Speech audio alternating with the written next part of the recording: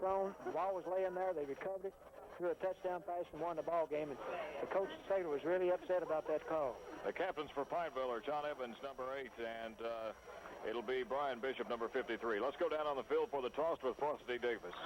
Okay, we're going to go live to the head referee, Larry Wilson. The officiating crew this week will be from Northern Kentucky. We'll go live to Larry Wilson now for the coin toss. Bill Barnes will be your umpire. I'm Larry Wilson. I'll be your referee. Okay? In the event that we have a flag down on the field, we'll ask for either a red or a white captain. Okay? At that time, one of you will come up, and we'll give you your options at that time on there. I'll hold each one of you guys responsible for your actions of your players out here on the field. Okay? Let's hope we don't have no problems. Okay, the white team is the visitors. The red is the home. I have a silver dollar, head and the tail. I'm going to flip it in the air. One of you will call it while it's in the air. Okay, here we go. All right, he called a tail. That's a head. All right, white has received. Have won the toss. Now, you have the options either. He called tail. Oh, he called a tail. Okay, I'm sorry. Then home team has won the toss. Is that terrible? You want to receive. Okay, now you know you have the option to defer your choice to the second half, but you want to receive. Okay, which way would white like to kick the ball? So you want to kick from the board. Okay, turn around, face each other. Okay, Keith, Pikeville has won the toss, and they want the ball the first half. They're not going to defer to the second half. They want to put some points on the board early, and hopefully Pikeville can do so. Okay, back to you, Keith. Thank you, Frosty Davis, on the field with the toss. And, Gene, you know, just as I thought, even though the officials got mixed up prematurely there on calling that, we talked last week at the Johns Creek field. You don't have to go back too many years. Coach Hillard hired. He's had about three or four undefeated teams, or 3 I know of. I don't know exactly what year, but you have to go back several years. Well, we're just about ready to get underway. The Pineville team has returned. The Panthers are yet to return. They're on their way out, and in just a moment, it is the first round of the playoffs for the Pikeville Panthers from the W.C. Hambley Athletic Complex, and kickoff is coming up. We'll be back in 60 seconds.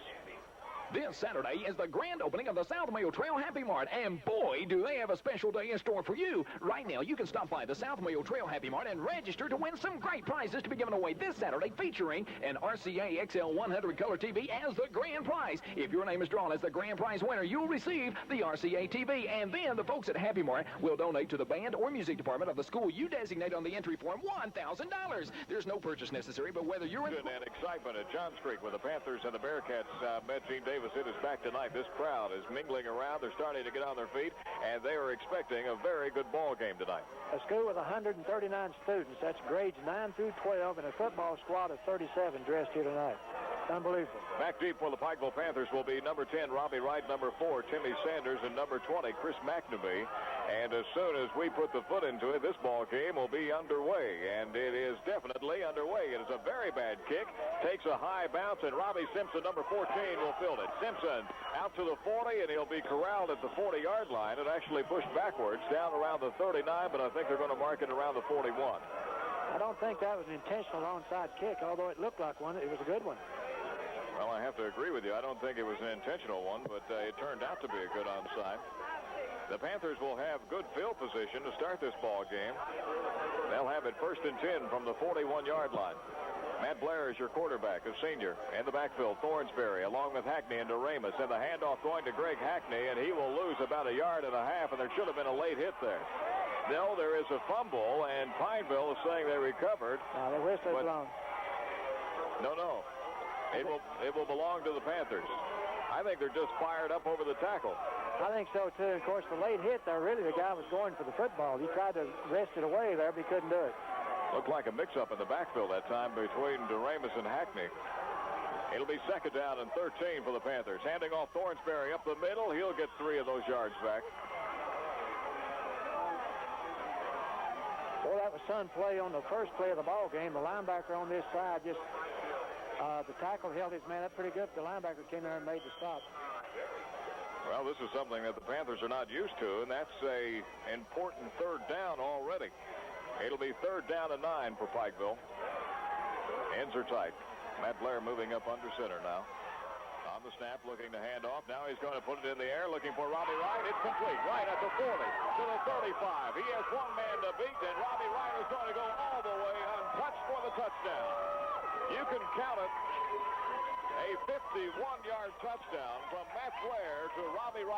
sideline, and Gene Davis, there are no penalty flags down, and that one will mean 6. Well, I'll tell you one thing. The mistake was made by the defensive back of Cumberland. He came up, gambled, thought sure the ball was going to be a little underthrown, and really he was totally out of position. Wright took it and just took it all away. Well, just as last week, the Panthers have a quick 6 on, and Mike McCoy, number 17, is out for the kick. Kevin Arnold will do the holding. Snap is down, kick is blocked, and it will be no good. And we'll get the guy on the block in just a moment. We'll return. It is Pikeville 6, Pineville nothing. We'll be back in 30 seconds. We have Allen on the block of the extra point by Mike McCoy. Panthers leading 6-0. I'm Keith Casebolt along with Gene Davis and Frosty Davis. And it was a very quick emotional strike from Matt Blair going to Robbie Wright down the sideline. It was 51 yards. More than 50. It was almost 61 yards from Blair to Robbie Wright for the TD. And Pikeville 6, Pineville nothing. Mike McCoy will kick off. It is high, but it is short, and it'll take a bounce, fielded by Pineville, out to the 30, 35, he turned the corner, it is number 22 on the carry, he is at the 40, the 30, and it looks like he is going to be knocked out of bounds at about the 9-yard line. What about that, Frosty? We have Frosty Davis on the sideline, and Frosty, that is probably the biggest return of a kickoff against Pikeville all year. That's true, Keith, and Pineville has a few guys in on the kickoff team, a few of the better defensive players that usually doesn't start on the kickoff team, and of course the fine Pineville running back, he just made some good moves, had some good blocking balls at first down 10 on the 15-yard line. It'll be Mark Woolham in at quarterback. Woolham looking to pass on first down, has a man wide open, and he will be corralled by Jody Miller after a good pickup, and let's see who got the tackle. Looked like Virgil Ray in on the tackle, Gene. And he's down about the 8-yard line, looks like. Virgil Ray, you're right, on the tackle. Kenny Gooden was the man who made the catch, and Pineville, I agree with you, they've opened up very, very confident in this ball game. Coach Howard said they had an explosive offense. They moved it on them in a scrimmage during August, so they got a pretty fair team. It'll be 2nd down and 4. End split wide to the left and the right. Woolham under center now. Dropping back, looking to pass on 2nd down. Has a man open again. They'll pick up the first down. And that play is just absolutely too simple. He's right on the goal line. I'll tell you what, that's the one that Kentucky tried about 3 times in a row with Higgs here a couple games ago, and he got intercepted against Georgia, which cost him the ball game. And that was close to being intercepted there. But Keith, he's down about, what, the 3? Very, very close. Mark Brackett, the man on the catch. First down. It'll be first down and goal. Woolham 2 of 2 in the air. On 1st and goal, looking to hand off Allen around the right side. He goes into the end zone untouched, and it is 6-6, and Pineville looked very impressive on that series. Tell you what, that long touchdown pass there by Matt Blair to Robbie Wright looks pretty big right now. They ran off the right side that time with Mike Allen, number 41, and he had a gigantic hole and just walked in untouched. We are tied at 6. Is it Frosty a straight power play, or was that a misdirection, or what? Well, they faked to the fullback to the left. It was a crossback. It was a crossback, so the kickers are getting ready for the extra point. Back to you, Keith. John Evans will step on. The snap is down. Evans with a kick. It is on the way, and Frosty, it looks like it's off track. Could you get it from that angle, Frosty? It looked like it was off. Yes, Keith, it looked to me like it was a little bit wide to the left, and, of course, that is a big, big point right now that they just missed. It keeps the score even at 6-6 with about 9 minutes left in the first quarter. We'll be back in 30 seconds. We're tied at 6. You're listening to Pikeville High School football. The complex. I'm Keith Casebolt along with Gene Davis and Frosty Davis, and we are tied at 6, Pikeville and Pineville. And, Gene, if you like fast action, I don't think you could beat this ball game. Well, you got it. Panthers are back deep. The kick is another one low off the ground, and I think the strategy is to keep it away from Pikeville's runners. McNamee will field it, heading upfield, and Chris will be down at about the 33-yard line. Well, there's one thing about McNamee. He runs the ball extremely hard. That's harder the latter part of the season he did the first one. I want to check with Frosty Davis. Frosty, do you think that that is an intentional onside kick, or is it just a very poor kick? Well, Keith, the first one looked like it was unintentional, but I believe that they might be doing that on purpose. Just like you said, Papa has great return runners now. That's probably what they're doing. Here's Blair to Hackney. He's falling for about 6 yards. Greg Hackney with a tradition of running the ball, and Genie just seems to lean forward, and as he goes forward, he digs out an extra yard every time. Right. I know something else Pineville was doing better the latter part of the season. They're getting better downfield blocking from their offside linemen. It'll be 2nd down and 3 as Hackney picks up 7 on the first carry. Matt Blair under center. Handing off, it is Bobby DeRamus up the middle, and Bobby just drug a Pineville player across for the first down, and that's just what you call physical strength. Looked like he was down there about 3 yards back up the field, but evidently his knee hadn't touched, and he just kept on dragging people, as you say. Bobby DeRamus, only a junior, and he is one tough character. You can bet that much. Sean Neely trotting out. Chris McNamee is in. It'll be 1st and 10 from the 46. One in split wide to the left, DeRamus to the right. Here's a pitch back. Hackney rolling around. Got a block, and he was caught in the backfield, and a good tackle by number 9. That's Mark Brackett coming from behind. Boy, you can give Lee Jeffrey a lot of credit on that, too. Number 22, the guy that ran their kickoff back a moment ago, go all the way to Pikeville's 15-yard line. Just a great defensive play by both guys. A loss of about 1.5 yards on the play that time, and Hackney had Thornsberry in front of him. He was trying to get that block, but he was caught from behind by Brackett. It'll be 2nd and 11. Blair looking. It is DeRamus off the right side through the middle. He's got a blocker still on his feet. He's got the first down and much more, all the way down to the 40-yard line. A pickup of about 17. You know, Keefer made a statement earlier in the year that DeRamus would get better as the year went along every game. And I think he's proven that. I think the only criticism that anyone had of Bobby DeRamus is the fact that he was so powerful he just ran into people and ran over them. He didn't try to go around them. It'll be 1st and 10 from the 40. Through the middle, it's Hackney, and he took a hard lick, but he picked up about 5 yards on the carry. A fine block by John Pinson on that play. Pop was left guard, and Robert Thomas, the left tackle, to open up the hole. He had a big hole there, no doubt about it. You know, Gene, you can tell with both of these teams right now that they are pumped just about as high as you can get them. Right. And give a lot of credit to Thornsberry on plays like that. He's a great blocker at fullback. Sean Neely is in. McNamee to the sidelines. Blair, 2nd down and 5. It is Hackney. He fumbled it. It is loose, and it is recovered by Pineville. He never got control of the football. He was almost standing straight up when the handoff was made, and I know Coach ought to be really upset with that play. And I can tell you something else. To my knowledge, I don't think anyone touched the man after he recovered the football, and Frosty Davis was right on top of it. That's true, because he could have picked that ball up and ran a long way. I think that the handoff was supposed to go to Hackney, and Hackney just ran by Blair, and he wasn't even looking for the ball. I think he thought it was going to be a pass, and, of course, Blair stuck the ball in there, and it came loose. First turnover of the ball came. Pineville taking over. Woolham at quarterback. In motion is Brackett. Woolham fading out, looking to pass. Pressure is on. He's going to get rid of it, and it will fall incomplete. There was good coverage downfield, and he was chased out of the pocket that time by Virgil Ray.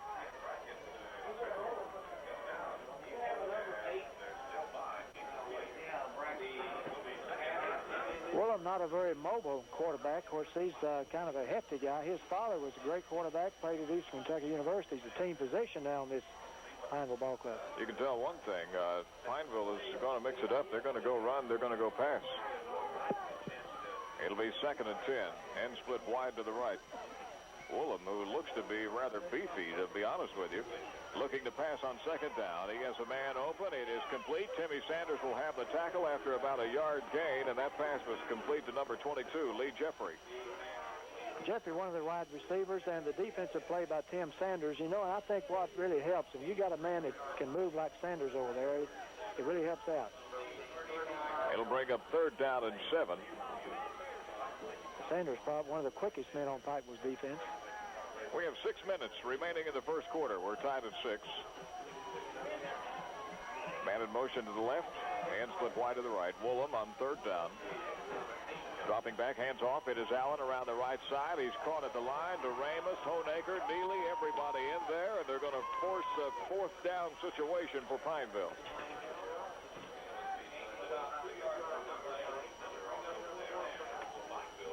Well, they've kept it away from the fast men so far at Pikeville, and number 84 will drop back to do the kicking. That is Kenny Gooden. Back deep is Robbie Wright, along with McNamee and Sanders. Takes a snap. He gets a pretty doggone good kick away. McNamee has his eye on it. Heading out to the 30, and he is going to be brought down, and just good coverage that time. Frosty Davis from the defensive unit of Pikeville. That's true, Keith. McNamee had nowhere to go. There was about 6 or 7 Pineville defenders down there, and that time McNamee had nowhere to go. We're going to have to get some big plays from Pineville's defensive secondary. It looks like Pineville's going to be putting the ball up tonight, and hopefully Chris McNamee, Tim Sanders in the secondary can come up with some big plays. It'll be 1st and 10, Pikeville. Blair stepping up. DeRamus is in motion. Handoff going to Thornsberry at the line, and he just grunted out about a yard that time. You called it just right. Keith grunted it out. He was hit right on the line of scrimmage, but that second effort got him about 3 yards. I'm really surprised, Gene, that the Panthers haven't found those big openings on the line, and that's a credit to the defensive unit of Pineville so far. They've been tough so far. It'll be 2nd down and 7. Give Thornsberry 3. Here's DeRamus. He's held up at the line, tries to spin off. He may get a yard. But Pineville doing a good job that time of bringing Honaker and Roop down and really clogging things up. Pineville not expected to be this strong on defense early in the game, but, you know, I think the very first play on defense really got the Pineville team fired up. And they played inspired ever since. 3rd down and 5 for the Panthers. Ball resting on the 36-yard line. Ends are split. Out of the eye is Hackney. Blair looking to pass Robbie Wright, the open man. It is caught for a 1st down. Did he have control? Evidently not. The official is waving it off. And that's exactly what their coach would probably be telling him. That's what you were supposed to have done on that play where Wright scored the touchdown when the kid came up, tried to intercept the pass, and didn't do it. This time he played the football and the man. McNamee will kick it away. Back deep is Allen, along with Gooden. McNamee gets off a very high kick. It is not going to be too deep, and Gooden will take it at his 28. Chase from behind, and Timmy Sanders nailed him. And Frosty Davis, you're on the sideline. That looked to be a good lick from Timmy Sanders. That's true, Keith. Timmy Sanders got down the field. He was the first one down, and he just wasn't going to take no for an answer that time.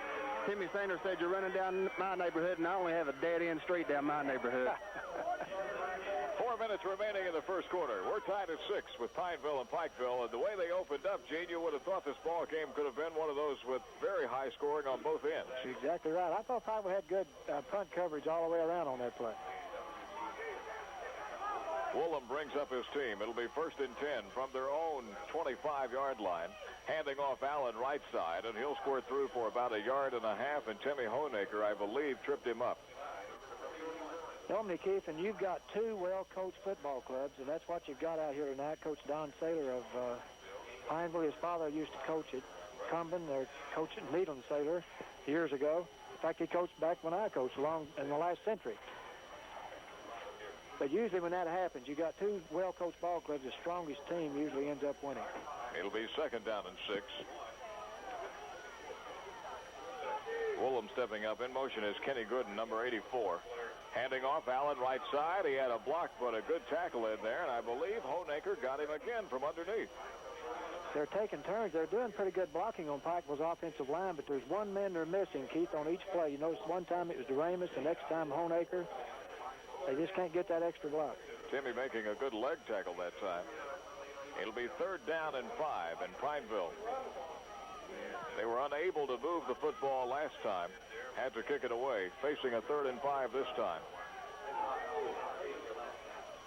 Woolham on the snap, dropping back, hands it off, up the middle, and a good job by Sean Neely staying on the ball that time. He didn't go for the pass fake, and it was 22 Gooden on the run, and it's going to bring up a 4th down. And Mims, Robert Mims on the play, too. He smelled out the draw play on that one. A nice fake by the quarterback, by the way. Looks like they're going in a hurry-up offense, both teams, at least to me. The kick is going to be a low one this time and is going to take a bounce. McNamee will field it back at the 30. Running, and Chris is going to be caught from behind and brought down at approximately the 28-yard line. And Frosty Davis, for the first time this year, the returners on offense, kick returners, have yet to be able to get any yardage. Keith, they just have nowhere to go. Pineville has a fine coverage on their punting team, and I don't know if the guys are missing their blocks, but there was at least 4 guys down there that time, and McNamee had nowhere to go. Right. It'll be 1st and 10 now from the 38-yard line. Matt Blair stepping up, looking to hand off. Now he's going to put it in the air. McNamee is open, thrown just a little bit too hard that time. Off his hands, it'll fall incomplete.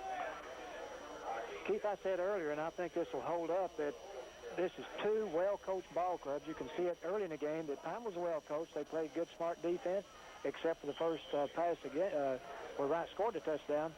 And you know Pineville's a well-coached team, so I don't know. This is going to be a fine football game. Minute 45 remaining in the first quarter. It'll be 2nd and 10. Ends are tight this time. Blair looking to hand off. It is Hackney around the corner, and Greg Hackney brought down after about a 3-yard gain, and that was a solo tackle by number 9, Mark Brackett. And Gene Davis, he made just about as good play as you can make on Greg Hackney. Yeah, the coach bragged quite a bit on this Brackett kid. Of course, he only starts 5 seniors on his Pineville ball club. And like we say, they dressed 37 with a high school enrollment of 139. Not a lot of girls in the school, I take it. Hackney up the middle this time. He just ran over one player that time, and he's going to be very close to the first down, but from the looks of it, Frosty, from up in the booth, it looks like he may be at least a yard short. Keith, I believe he's got it by, looks like about a foot. It's going to be close. They're going to bring the chains out for a measurement here, and we'll check it down on the field. Gee, that was one of the typical Greg Hackney runs. He just put the shoulder down that time and steamrolled into the middle and squirted out the extra half yard. And it's called determination. We haven't seen that in a while out of Hackney, primarily because of his ankle. You know, he injured an ankle earlier, and he missed a couple ball games, and really it's not 100% yet, but he showed us something on that play. Frosty is on the spot. That's true, Keith. I must have my bionic eye out, Tom. He had it by about exactly a foot. Right on the call. Frosty Davis down on the field and standing right over the football, Gene. He made the call. Hackney picked up the first, and that brought a little bit of life back to the Pikeville crowd. It'll be 1st and 10 from the 37-yard line. Blair on first down, handing off Hackney in the middle. He's got some running room across the 50. He has one man to beat, angling for the sideline, the 30, the 20, down to the 10, and Hackney is going to dive into the end zone. That was exactly a 62.5-yard run into the end zone for Greg Hackney, and there are no flags down on the play. Exactly what I was going to say. That's the first thing I look for is flags, and there are no flags on the play. Well, Gene Davis and I just got through talking about the fact that Greg Hackney had a bad ankle, but if he had a bad ankle on that play, you could have never picked it up as he carried the ball 62 yards down the left side and just absolutely outran everybody for the touchdown. 3 big plays in this ball game have been responsible for all 3 scores. It is 12-6, Pikeville leading, and they will forego the extra point. Panthers looking for a 2-point conversion. DeRamus wide to the right. Robbie Wright split to the left. Matt Blair looking to pass, puts it in the end zone. Sean Neely wide open. 2-point conversion is good. It's Pikeville 14, Pineville 6. We'll be back in 30 seconds. You're listening to Pikeville High School football at 95 in Prestonsburg, and we appreciate them tonight. The Panthers are leading 14-6 over Pineville after a 62-yard run by Greg Hackney and a 2-point conversion pass to Sean Neely. Here's a very low kick by Pikeville. It's taken by Gooden, and he'll be brought down at about the 43-yard line after a fairly good return. And Frosty Davis, you saw the run by Greg Hackney. He really turned on the speed down the middle of the field that time. Keith, he sure did, and it's usually just a matter of time before Greg Hackney breaks one. Just had a little chat with Hillard Howard after the extra point. Pineville had 2 wideouts lined up when they went for 2, and he said Pineville safety has been playing outside, so they threw the ball in the middle to Sean Lee, the tight end, and there was nobody within 10 yards of him. Pineville on the attack now. Let's see if it sparks the defense of the Panthers. Woolen looking to pass on first down. Simpson missed the sack, and DeRamus will knock him out of bounds, and the pass is incomplete. We're going to have a penalty flag, and Gene, it was going to be a very, very close one, but I can tell you this much. The Pineville player took a severe lick, and from this angle, Jody Miller is the man that made the hit. Frosty Davis, it did look like he was a little bit early. He was, Keith. Chris McMinnott came in and hit the man just before the ball got there. Looked like a pretty good pass. It might not have been a bad play because that's going to give Pineville 10 yards in the first down, but if he would have caught that pass, it would have been about 20 yards down the field, so really not a bad play from Chris McNamee that time. 15 yards. Gene, I thought that Robbie Simpson almost had the sack that time in the backfield. Well, you did, you know, but this guy's a strong Mark Woolen. He's a big guy, very strong, weighs about 220. And he just shook him off. But you know, the rule states that if the ball is past the receiver and you hit him, it's not pass interference. And I thought that was very close. But he might have hit him a little early. Well, Pineville will own the football. They'll have it 1st and 10, and they're inside Pikeville territory. They really, ever since they had the first drive and the touchdown, they have not moved the football that good. Right. It'll be 1st and 10 from the 42 for Woolham. On the snap, looking to hand off. He's running the option, hands it off to Allen, angling for the sideline. McNamee hits him, and Robbie Wright drags him out of bounds onto that carpet.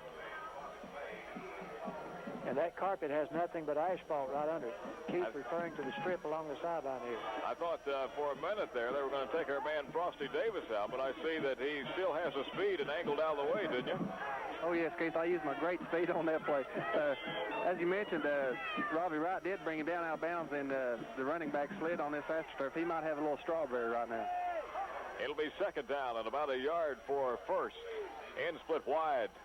Woolham on the snap, looking to pass on 2nd down. Pressure is on. Here comes Ramus chasing him, and the pass almost intercepted by Virgil Ray. It'll fall incomplete that time. I tell you what, it's partly Ray going up there. He made a great play to keep it, from being completed because the man was wide open right in behind him, and Woolham just underthrew the ball a little bit. Gene, I'm starting to see more and more defensive pressure from Bobby DeRamus, and the other linebacker coming in is Virgil Ray. They're starting to penetrate that offensive line. And DeRamus will get a shot before too long. It'll be 3rd down and now less than a yard. Woolham stepping up. On 3rd down, handing off Allen around the right side. He's hit at the line, spins off the tackle into the middle, angling for the sideline. 10-5, and he's going to make it in, I believe, for the touchdown. Yes, indeed, and that is a very sad one to take for the Pikeville defense because in all retrospect, they should have had him at the line of scrimmage and should have held him from getting the 1st down. A lot of people say you can't be too aggressive, but on that particular play, and Pikeville has been aggressive, and on that particular play they were, everyone trying to get to the football, and I'm sure the coaches are telling them now, you got to stay home. Well, you can look at the clock. It is showing 4 zeros, so the time is gone from the 1st quarter. However, Pineville will have the option of running the play, and they're going to go for the 2-point conversion and try to tie it. Woolham stepping up. And split wide to the right. Woolham fading back. He's going to carry it himself. Here comes the pressure. The pass, it is complete. It is Gooden, and he is going to be out of the end zone. He did not make it, and the Panthers have withheld. That will end the 1st quarter. At the end of 1, it is Pikeville 14, Pineville 12. Service stations at the mouth of Red Creek. They carry only high-quality Chevron products from Rogers Petroleum Services in Pikeville. Welcome back to the W.C. Hambley Athletic Complex. Keith Casebolt along with Gene Davis and Frosty Davis, and here's another very, very low kick. Taken by Thornsberry up the middle, looking for a block. He stopped it around the 35, and that's where the Panthers will own it. And again, evidently, the strategy is to keep the ball out of the air, keep it low on the ground, and prevent Pikeville from getting any runbacks. Keith, either that's their strategy or the guy just not a very good kicker. I don't think it's that because he kicked the extra point. He had good air on it, even though he missed it. Boy, it's hard to kick the way he's kicking, though. Welcome to the 2nd quarter. It has been a dandy so far. Matt Blair on 1st down, handing off Bobby DeRamus. He's in a crowd and stopped after about a yard gain. Keith, what surprises me is Pikeville's line. Pikeville's back, so they've got some good yardage, as evidenced the 62-yard run by Hackney, but this Pineville defense has done a better job than any team I've seen us play this year up to this point. Their defensive line. I agree with you. Better than Beechwood, better than Henry Clay, and better than Belfry. And Pikeville has not been able to run their offensive left side of their line tonight very well. Action-wise, Gene Davis, I don't think you could have drawn up a better 1st quarter than we witnessed. It was just absolutely action-packed. Right, and one of their best defensive players going out right now, he's the, in fact, I don't even see him. Do you see John him? Evans, number 8, John the Evans. tight end. He's their big tight end on offense. I stood beside him prior to the game. He's a big one. It'll be 2nd down and 9 for the Panthers. Handing off to Ramus up the middle. He breaks one tackle to midfield. He runs over a man, and Ramus will finally be brought down at the 45. And when you talk about brute strength, he just absolutely carried 2 players while running over another. Well, he's a man, 6 foot, 190 pounds, only a junior. tremendously strong, especially upper body, Keith. Frosty, seems like the running that is working for the backfield is straight up the middle and sit on the outer sides. That's true, because they used a power play that time up the middle. Pineville has been able to hold Pikeville down. Usually they're on the first downs, and Pikeville has faced a lot of second and long situations. Let's see what they do this time on first down. 1st and 10 from the 46. Blair stepping up now. Ends are tight. Matt looking to hand off. First man through. That is Thornsberry. And boy, Chad he took a couple of hard licks, but he picked up good yardage, about 5 yards.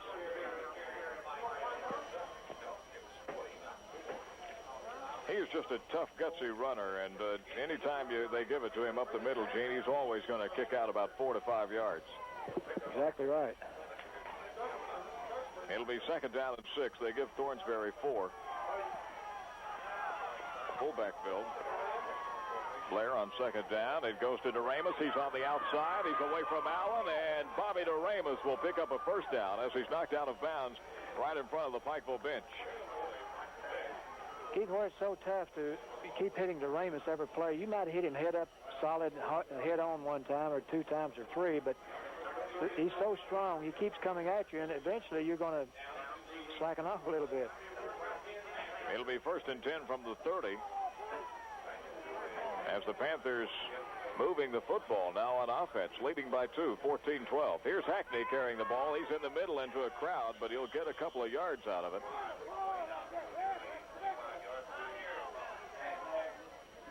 You're going to really compliment this defense from Pineville, because if you had to play the Panthers, tough, they're doing it. Mike Duvall, big number 74 that time, 200-pounder on the tackle on Hackney. It'll bring up a 2nd down and a very long 6.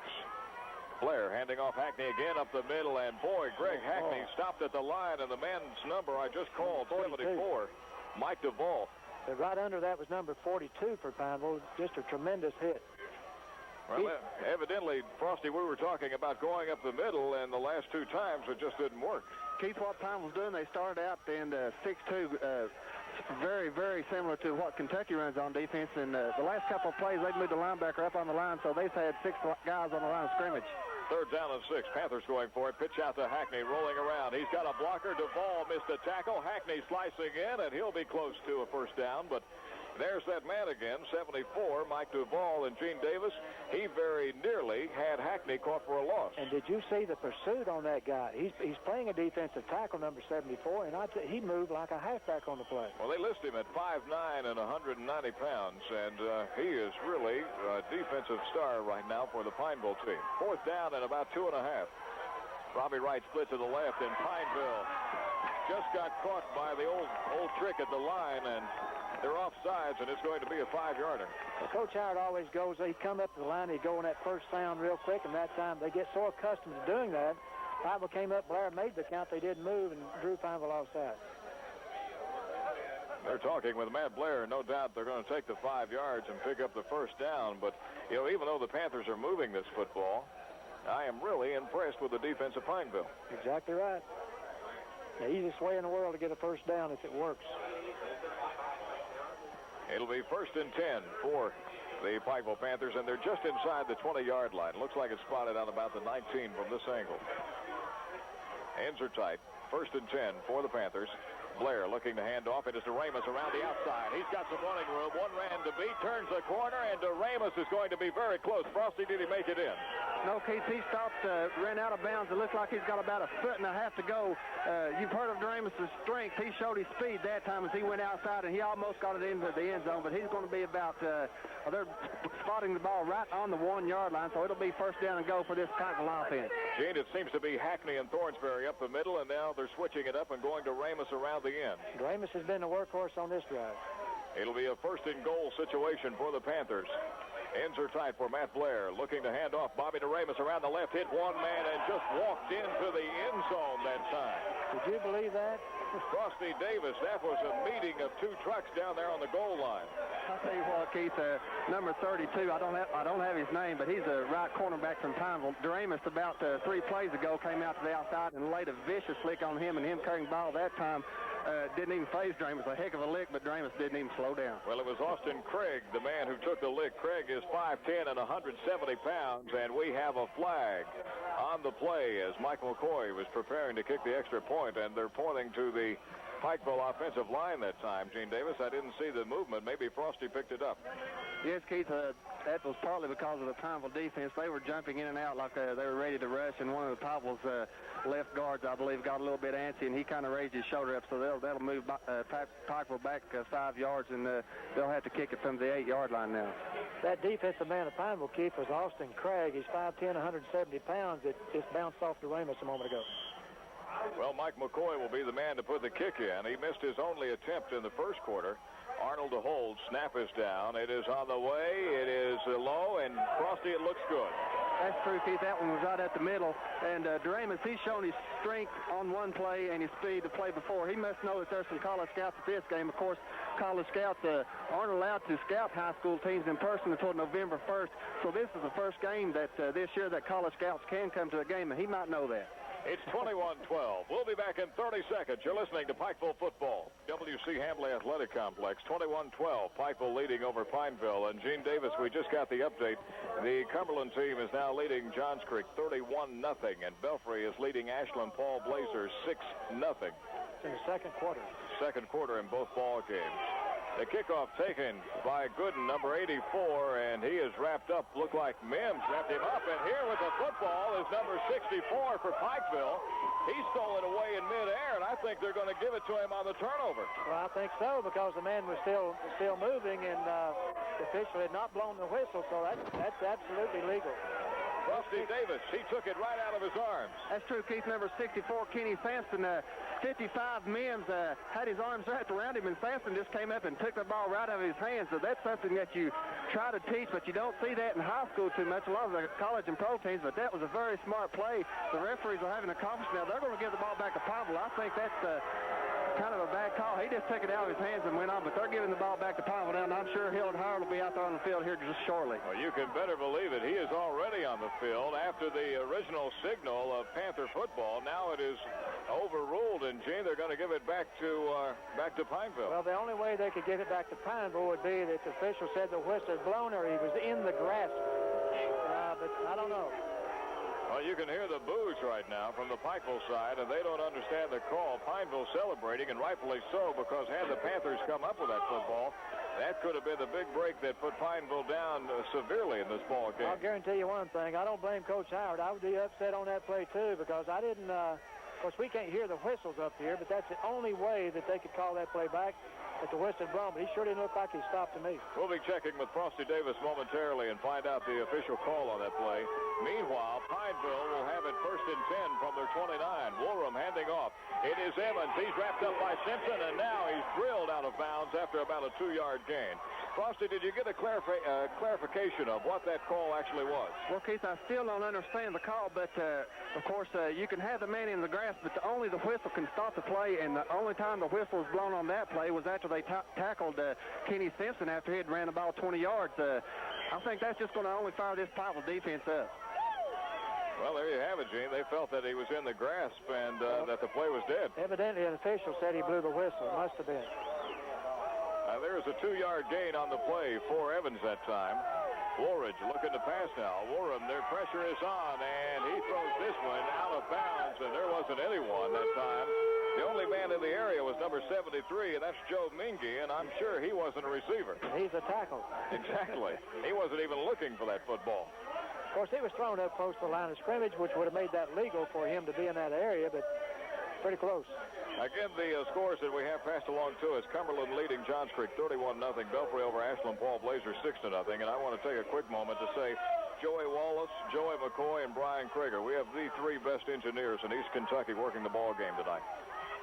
Woolram on 3rd down. Pressure is on. He gets the pass off. It was tipped by Neely. It'll fall incomplete, and that will bring up a 4th down and 7. They had the screen set up. That's the first time I've seen Woolram throw back to his left. He'd been coming to the right all the time, but they did have the screen set up on that play, and he might have gone a long way if it hadn't been for Neely. Well, I mentioned that we have been seeing more and more defensive pressure from the Pikeville Panthers get through the line, and that time it showed. Panthers back deep, looking for the kick. It is a very high one, and this one looks like that it is going to be into the first or third row. I thought for a moment, Gene Davis, that Ed Elder would be returning that football. I don't know about returning it, but Ed would have caught it.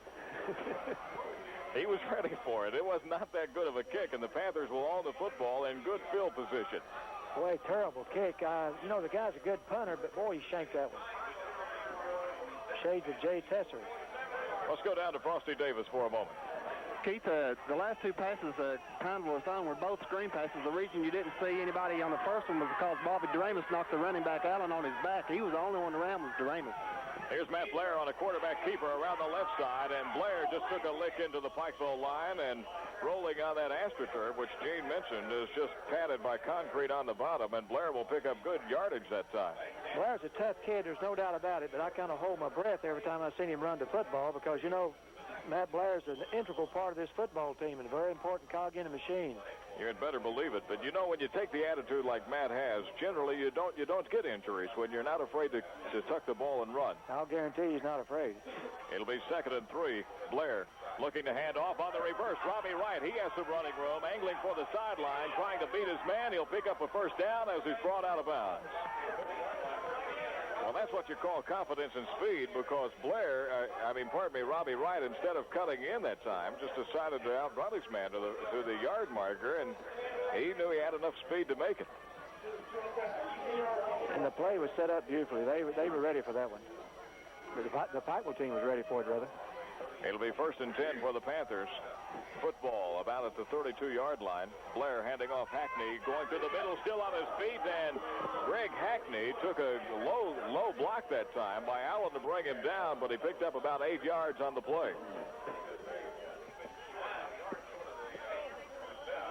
Now there's a Forge Branch crew. You can see Tony Casebolt, Gary Blackburn, whole crew down there watching the ball game. And Robbie Wright coming out of the game. I think he's okay, but looks a little bit shook up. It'll be 2nd down and 3. Blair handing off, first man through. It's Thornsberry. He carried one player for the first down, and Chad Thornsberry. You know, we've repeated all year long about the strength of Thornsberry, Doremus, and Hackney, but Gene Davis, this is just really 3 well-conditioned athletes. Exactly right, and they're strong. We made the statement the first game of the season. These backs run harder than any group of backs I've seen at Pikeville.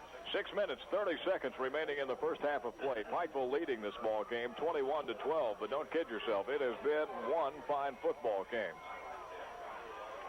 Blair looking to hand off. It is Doremus working around the side, cutting back into the middle. He'll pick up about 4 yards, and he's just gang tackled that time to the ground. And we have a penalty flag, and I think I know what it's going to be on. And I'll check with Frosty, but it looked like Duvall may have had hold of the mask or the back of the helmet. Keith, I think they're getting a little bit tired of Bobby Doremus running over. That time 34 did make the tackle, although he had about 5 others to help. And they had him down on the ground that time. They didn't want to leave him up. It looked like there was some pushing and shoving going on, and I believe the personal foul is going to be against Pineville. That will give Pineville half the distance to the goal line. The referee's now signaling at the face mask on Pineville and a personal foul on Pikeville. So I was holding on Pikeville, so I believe. Okay, so that's just going to... That's a dead ball foul, and Pikeville will have a first down on about the 17-yard line. The fans are getting into this game. They're jumping onto the referees. Looks like an offensive show so far, Keith. Well, Blair will step up. First down for the Panthers. Matt looking to hand off Hackney through the middle, and he stopped after about a yard gain. At number 74, I've called his number all this first half. Duvall hit him head on. Boy, he's tough. Duvall, Jeffrey, both good defensive players. But, you know, Keith, I think Pineville, you can barely see it now. They're beginning to wear down a little bit under that relentless pressure. Matt Blair standing in, 2nd down and 6. Blair handing off, and this time it's Doremus. He's loose, going for the sideline. He's crawling down, and did he make it, Frosty? Yes, he did, Keith. Doremus showing great balance on that play. He was tripped up on the 6-yard line, almost lost his footing, and he dove and barely made it into the end zone. You know, we could say this, Gene. We appreciate so much having Frosty Davis because into that corner and that side of the field, you cannot see for the fans, and we have Frosty right on the field, and he called that play right on the spot. It sure helped. And Duvall, the one you've been calling his name a lot, is hurt on the play. He's still in the ball game, but he's holding his left arm. McCoy on to try to kick the extra point. Snap is down. It is on the way, and this one is right down the middle. It is 28 And right now, it's the Pikeville Panthers leading Pineville. We'll be back in 30th. Casebolt along with Gene Davis and Frosty Davis on the field. You're listening to Pikeville playoff action and Pikeville football. And this broadcast originating from Pikeville through WPKE AM Stereo 1240. And along with us tonight, WQHY Q95 in Prestonsburg, Kentucky. And Gene, this has been one good ball game. You're exactly right. 28-12, Pikeville leading. Here's McCoy with the kickoff, and it is a high one, and it is bobbled by Pineville on the ground, and he'll do the smart thing that time. Number 32, that's Austin Craig. He bobbled the ball, and instead of trying to run with it, he just laid on it. Of course, I thought he could have picked the ball up and gone with it, son. Picked up another 5-10 yards, but I don't know whether he tripped or just went back down with it. I think he was just trying to play it safe and get back on top of it and not take a chance. Might have. I think Pikeville's strength is beginning to show in this ball game now. We said that earlier, that two well-coached ball clubs, the strongest team usually wins. And Pikeville's strength, I really think, is beginning to show the last couple of series of plays. We have 5 minutes before halftime. Panthers leading this ball game 28-12 right now. Gooden in motion right now for Pineville, along with Brackett and Allen. Woolram pulling out, looking to pass. Pressure is on, and it will fall incomplete.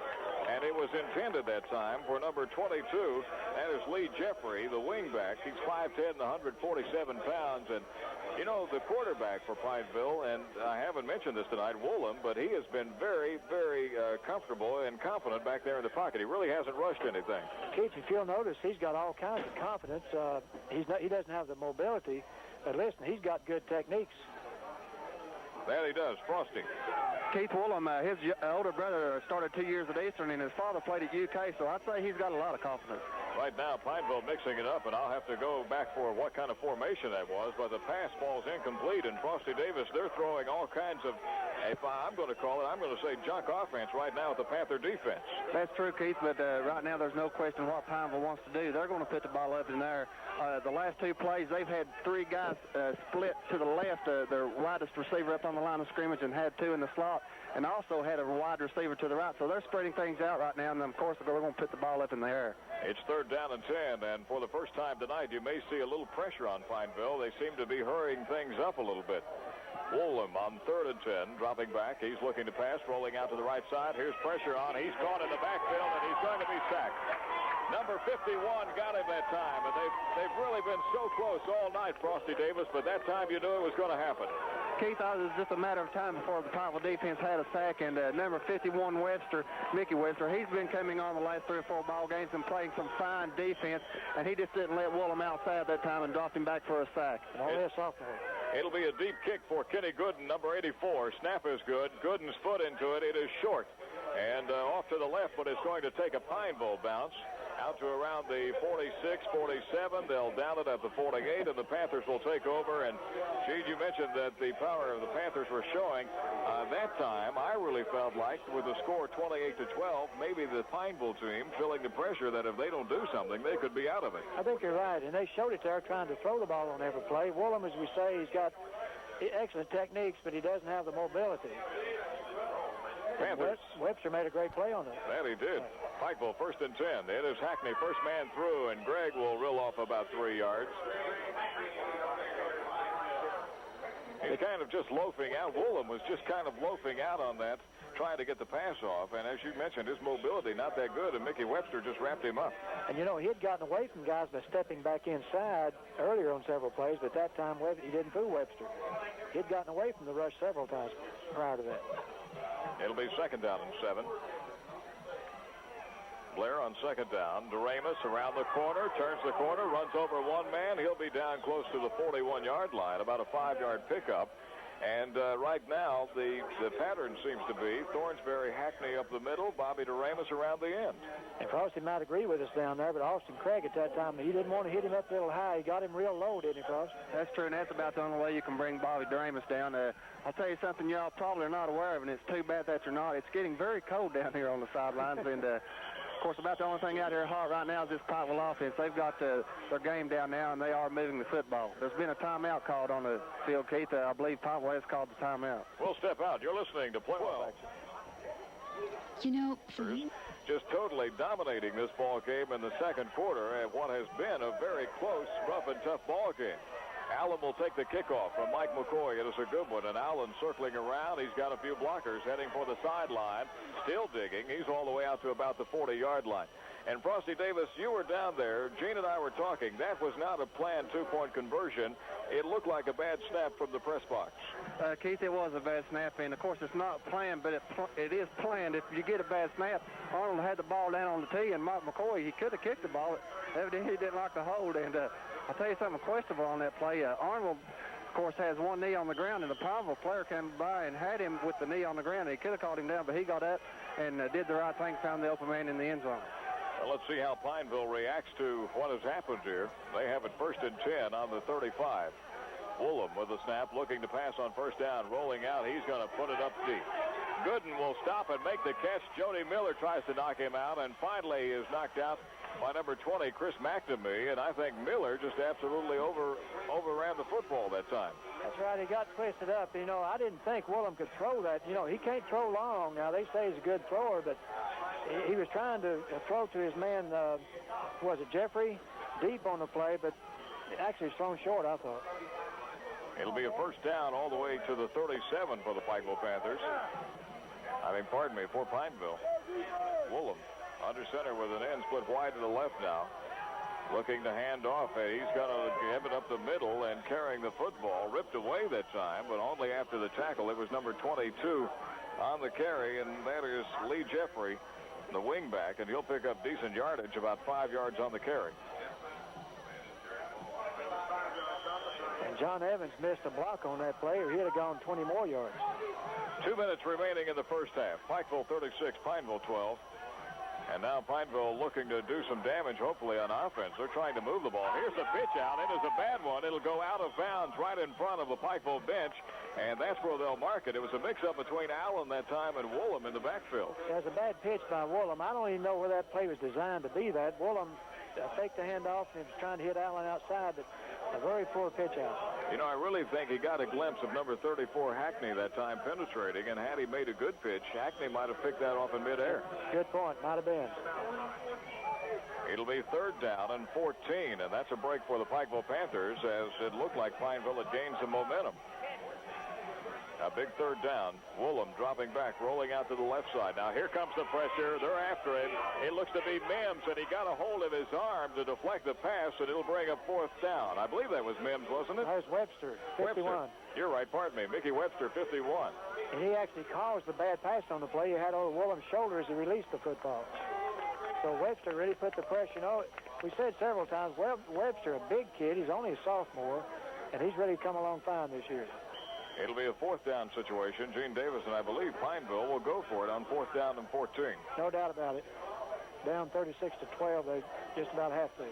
1 minute, 44 seconds remaining in this first half of play, and resorting to the shotgun for the first time tonight.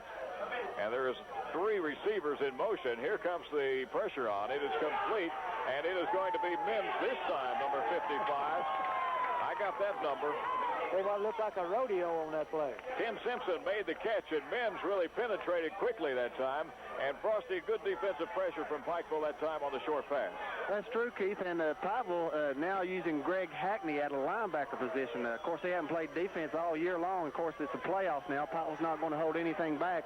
So that's going to kind of hurry up Woolham's pass. The last 2 plays, Hackney was blitzing, and that's going to hurry him up. Of course, Hackney's very, very quick. And coming up at halftime here, we'll have a live report with Coach Hillard Howard.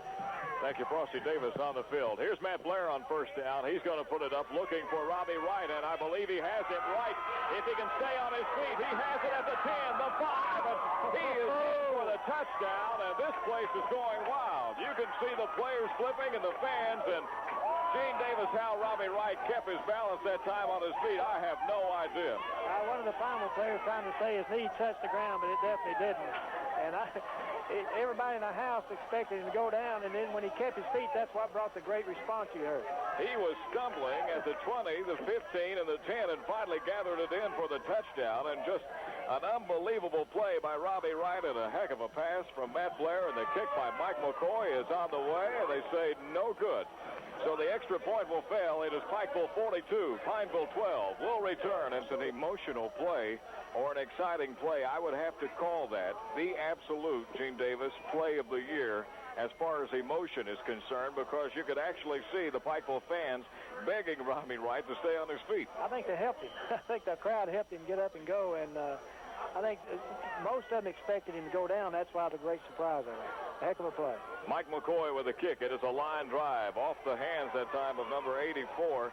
He picks it up, gathers it in, and he'll move out to about the 35-yard line. That is Kenny Gooden.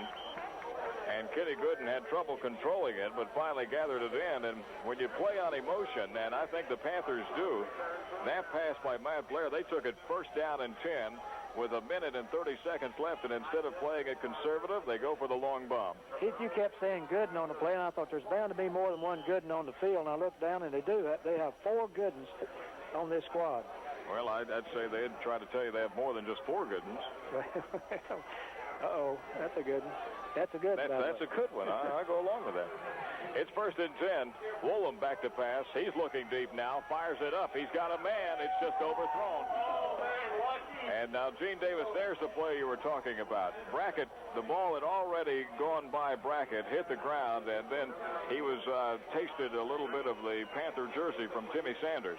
You know what's amazing about this Woolham, during the first quarter and early part of the second quarter, he was sprinting out to pass, and I thought, boy, he's not a sprinter. He throws much better when he goes straight back to pass in a drop-back pass, and he showed he could throw the football on that play. He put it out there. It'll be second down and 10. 43 seconds remaining in the first half of play. Interview with Coach Hillard Howard coming up right at the gun. Woolham on second down. No doubt he's in a passing situation. And it will be incomplete again this time. And pressure by Mickey Webster, number 51 that time, forced Woolham to get rid of the ball. You know, a lot of people say, well, this has been a real tight football game here in the first half. But, Keith, when you look up at the scoreboard and see 42 points, you know, if you double that, that's 84. So, really, Pikeville has really put the points on the board here in the first half against a pretty fair football team. They have indeed. But, you know, I am really impressed with the licks and the defensive play, not only of Pineville, but of Pikeville, but of Pineville. If you were watching this ball game, they have really played hard. They sure have. Woolham handing off to Evans, back to Brackett, and here goes Woolham on the reverse. He's going deep. It's intercepted. Robbie Wright. There is a flag on the play. Wright running it back, and he'll be brought down from behind, just gang tackled. And if the flag is any indication, I can bet they're going to call interference down on the pass. And Frosty Davis, did you pick it up? You're going to see holding on Pikeville. Keith, I believe that's exactly right. I believe one of the Pikeville defenders, I didn't see whether that was right or not, might have had a little bit to do with that interception. They're calling a pass interference on Pikeville, and that will give the ball back to Pineville. The official mentioned he threw the flag real quick and gave a quick initial count is holding, and the pass offense is holding on defense. Well, the Pikeville Panthers will look to, I believe, get a timeout as Coach Howard. Well, there goes the clipboard. That's over. Coach Howard not at all pleased with that play, and he just put the clipboard all the way off the ground, and it bounced all the way past the players, and they're going to call it back. It will be pass interference against the Pikeville Panthers, and I'm sure just as soon as Coach Howard can get a timeout, there goes the coach. He's going to be on the field. And now we have the time called. We'll step out for a 60-second break. You're listening to Pikeville High School playoff action. We'll be back in 60. The Pikeville Panthers, and Pineville will take over again. It'll be first and 10 from the 49. Woolham fading back. Pressure is on, and he's going to get off a short pass to Gooden, who shakes one tackle, but Timmy Sanders will bring him down, and the clock will hold up at 16 seconds. And Gene Davis, if Pineville could get any kind of score before the halftime would end, it would be, I think, monumental and trying to get some kind of emotion rolling for them. Well, I don't know where it'd be enough. You know, if they had, of course, Pineville hadn't scored that last touchdown, but you can't say if they hadn't and they had scored, then they would have had a chance. But I think right now, 42-12, it's just almost out of reach for them already. Frosty Davis, as long as you're standing there, turn around and talk to Brian Mahan and ask him about Union College. Okay, thank you, Keith. We're down here with Brian Mahan. Of course, he's playing football now for Union College. And, Brian, I understand you're going to be starting tomorrow at outside linebacker. Tell us a little bit about this Union football team. Well, we've had a lot of injuries right now. We've had 2 career-ending knee injuries. And that's what's hurt us all year is just the injuries. Okay, Brian, of course, you played offensive end and both defense from Pikeville. Is that what you think your game's going to be in college, is defense? Yeah, basically that's what they told me I was going to be playing, the outside linebacker position, which is almost like a defensive back in that 50 Okie that we play. Is it similar to Kentucky's defensive ends, the way they play loose? Yeah, basically that's what it is. Okay, Keith, I'd like to also thank Paul Linton. I'm wearing his headset radio right now. The one that Dad gave me, he's going to have to shell out a few more pennies and dig into that piggy bank and get a little bit more expensive radio, but that was going in and out on me. And thanks to Paul Linton, the manager of the Pikeville football team, I've got a good one now. Well, you know, Gene, you and I both know in radio business you got to learn to take constructive criticism, right? I can take it. It was good when I gave it to him. 16 seconds left, and Woolham will fade back in the shotgun again.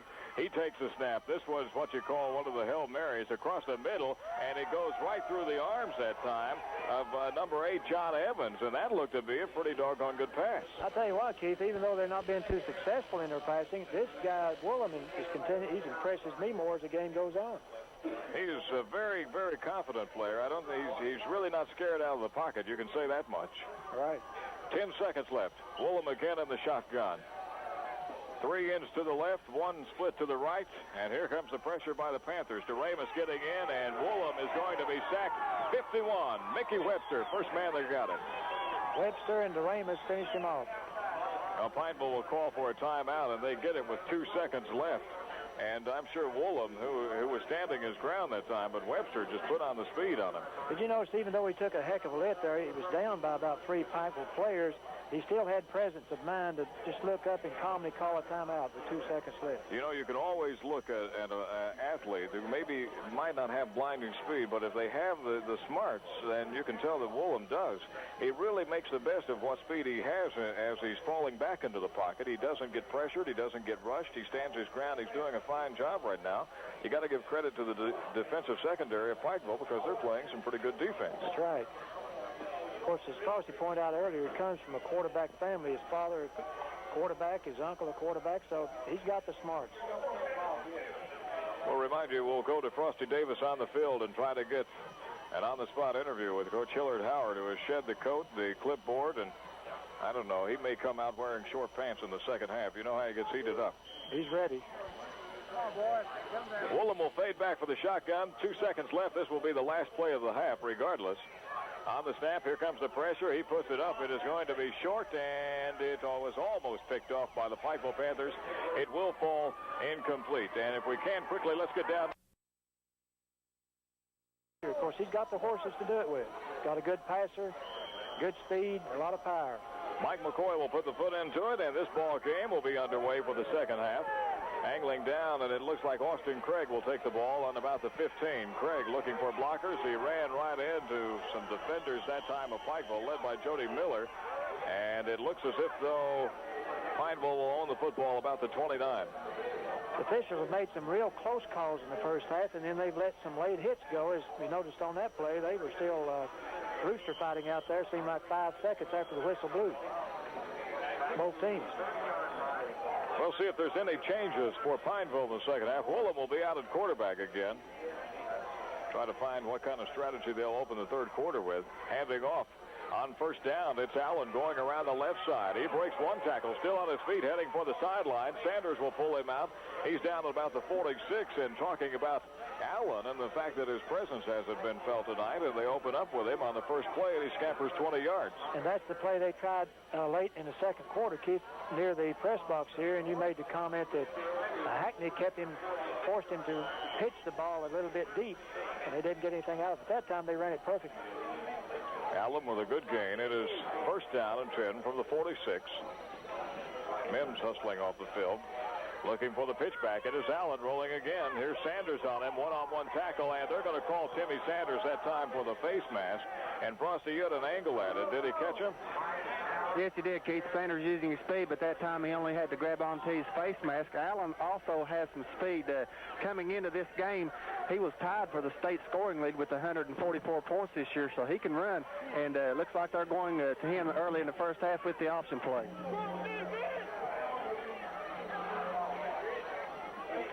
Well, they're going to mark it off, and that's going to be a break for Pikeville. And if they need anything, Gene, if they're going to make this any kind of ball game, they need to sustain this opening drive and get some kind of point production from it. I think they're going to have to score about every possession if they expect to win the game, Keith. They're way behind, 42-12.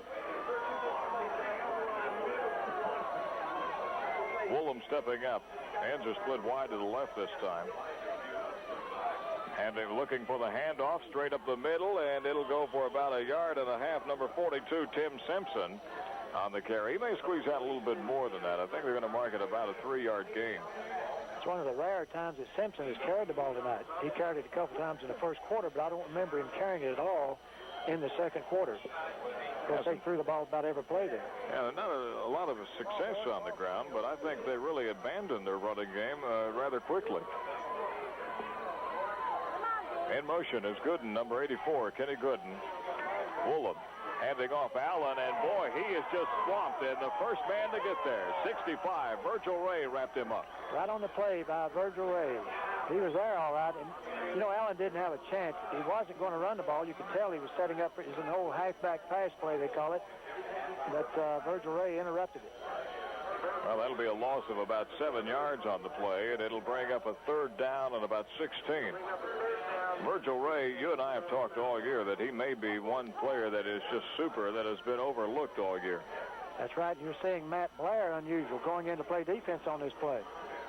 Mims hustling off again. He'll make it before the snap. Woolham with a man in motion. And he's looking on the rollout, the option, and he's going to tuck it and run, and Sean Neely will bring him down after about a 4-yard gain, and I do not think that Pineville had planned on Woolham to tuck that ball and carry it that time. You say you don't think Pikeville planned on it? I don't either. Pineville. Pineville. I'm sure Pikeville didn't think he'd keep it either because he's pitched it every play, but 6'1", 209. Pineville and Pikeville sound a whole lot alike. It's the mountain lions of Pineville. Of course, they've got a football tradition at that school. It'll be 4th down and 13. Woolham on 4th down looking to pass. Here comes the pressure. He's going to tuck it again. In pursuit. Gets rid of it. Should be intercepted. It is by Matt Blair. Blair on the sideline. He's looking for some blockers, and Matt just actually ran into his own man that time. And, you know, you mentioned the fact that Matt Blair in an unusual position, but as far as playing defense, Blair gets a big check mark on his first series of downs. And I'll tell you something. Matt Blair is one tough football player. He would love to play offense and defense. Of course, they cannot afford to let him do that as a rule, although he was playing pass defense on that play. And I'll tell you what, he showed you something when he intercepted the ball. He wanted to run. Frosty, they trying to give Matt a little pleasure time playing some defense? Keith, I believe they should after that play. It'll be 1st down and 10. Matt Blair handing off Bobby DeRamus. Hit low. He's still on his feet. Down the sideline. Blair at the 50. A good block for Matt Blair. He is down to the 30, the 20, and he will be wrestled out of bounds. Bobby DeRamus that time, the man that was carrying. I said Matt Blair, pardon me. It was DeRamus on the carry, and finally the tackle was made by number 22, Lee Jeffrey, and Jeffrey showed some speed, regaining his form to bring him down. You know, DeRamus showed great speed when he turned the corner for the first 20 or 25 yards, but then suddenly it seemed like he slowed up. Either that or this Jeffrey can fly, because I did not believe someone would catch DeRamus from the rear, but they did. He had a good angle on him, though. A good sprint that time by Bobby DeRamus. It'll be 1st down and 10 inside the 30. Here's Hackney carrying the ball, and Gregg just slicing his way through the middle for good yardage. And, you know, everyone knows that Hackney has been hurt this year on the ankle, but Gene Davis, he is such a gutsy player. Whether he was hurt or not, I think he would still run the ball that way. And such balance these kids have, Keith, all three of them. Thornsbury, Hackney, and DeRamus. It'll be 2nd down and 3, a 7-yard pickup that time. Blair looking to hand off, second man through. It is McNamee carrying the ball, and he's in for the touchdown. And Frosty Davis, that's the first time that we've seen that play, a reverse to Chris McNamee. Keith Pikeville was going to run a fake a power play to the right side. They were lined up in the power I. They faked the power play to the right side, and McNamee took the inside handoff on the end around. Some great blocking. Of course, McNamee used to be a running back a couple of years ago, so he knows what to do with it. Mike McCoy is on. He'll attempt the extra point. Kevin Arnold, the holder. Snap is down. The boot is in. And this one has good distance. It is good. It's Pikeville 49. Pineville 12. We'll be back after this 30-second time. I know, in all honesty, if I'd asked you after the first quarter what you thought the score of this ball game was going to be, I just can't believe you would tell me it'd be this way. No, I wouldn't. I made the statement that the stronger team would win the football game, which was Pikeville, but I'm really totally shocked at the score at the present time. Mike McCoy's kick is very deep and good. Allen has an eye on it. He'll take it at the 20-yard line. Going around, he has a blocker in Austin Craig. He reverses to the right side, and Allen has some running room. Down to the 45, the 50. Virgil Ray can't get him, and Mike McCoy and Greg Hackney just took him out into the sideline, and Allen took a pretty hard lick into the fence, but he seems to be okay. Boy, I'll tell you one thing. He felt that lick, so did Hackney, but Hackney bounced right up. Of course, Hackney does that. He's done that all year long, even when he's running the football and he's tackled. He bounces up as quick as any back I've ever seen. And that's discouraging when you take a good lick on defense and the guy bounces right up. You had better believe it. He did that at Johns Creek so well. He was stuck a few times at the middle, and he got some good licks put on him, but he was up so fast, it kind of makes you feel bad if you're the defensive man. First down and 10, Pineville, good position on the 39. And here's the reverse. It's Lee Jeffrey around the left side, and Jeffrey is hit low by number 55. And that is Robert Mims on the tackle. Frosty, describe that play.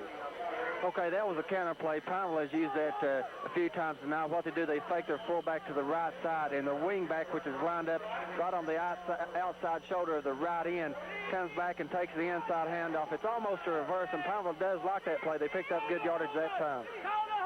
It'll be second down and 5 as Woolham steps in and split wide to the right and left. Dropping back, handing off Allen up the middle, looking for running room, and Allen finally drilled to the ground by Sean Neely, 22. And Allen really, Gene, if there's one fault as he picks up the first down on a good run, but the one thing you noticed, I think, that he doesn't have, that the Pikeville runners possess, is that quick burst of speed to hit the defensive line with. I think you're right. He doesn't run as hard. He's got good speed. He's got some good moves. But, you know, people won't believe you with a score of 49-12 and you leading to say that the other team has got a pretty good football team. But Pineville still impresses me. They haven't quit, and they've got some pretty good plays in their repertoire. It'll be first and 10. Pineville moving the football now. Woolham dropping back, looking to pass on first down. It is a low pass. It is caught by Lee Jeffrey, and that it will be complete for about 9 yards. And Jeffrey just a whole case of concentration that time as he picked it up around his ankles. They've definitely got some skill people. They've got 2 or 3 kids out there that can play with any team. They just don't have the depth, though. Some good ones, right? Right. It'll be second down and 3. Lone setback, Jeffrey. In motion is Brackett, and the handoff goes to Allen off the side, and he shakes off 2 tackles, still on his feet, crawling, and he is knocked down at about the 1-yard line. I don't believe he got in. The man who brought him down from behind was Timmy Honaker, and Frosty Davis probably the best run of the night for Pineville. That's true, Keith. And Allen, being their best running back, he broke a couple tackles that time, and if he was able to keep a little bit of balance, he could have got into the end zone, but one of the Pineville players got him from behind, and it spotted right on the 1-yard line. First down and goal, Pineville. Frosty Davis, if you can, we saw Tim Sanders limp off. You may check out an injury report.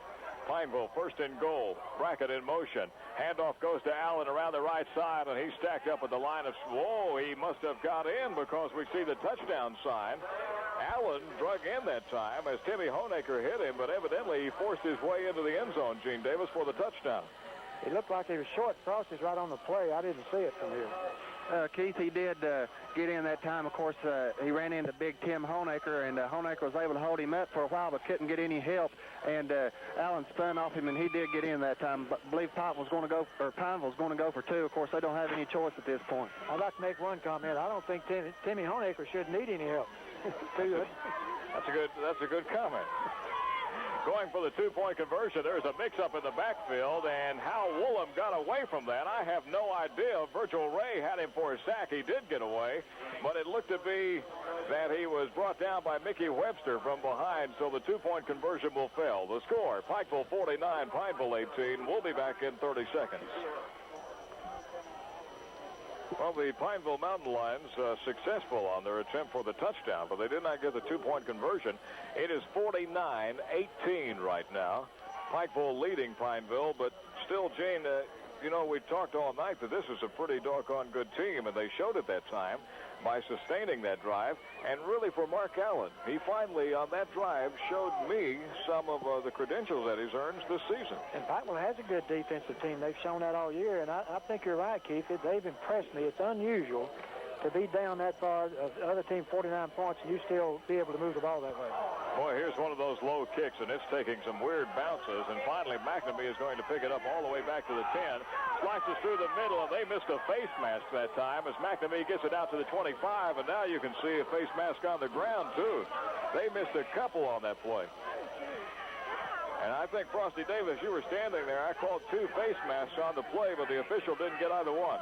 Keith, I didn't see the first, but after they tackled McNamee, and it was obvious, one of the guys on the ground just reached over and grabbed his face mask and started pulling his helmet, and he was already down. The official missed that one. The injury report on Tim Sanders, he's got a cramp in his left leg. They're rubbing some balm on him. He'll be back in here shortly. Well, that's the good news for the Pikeville Panthers.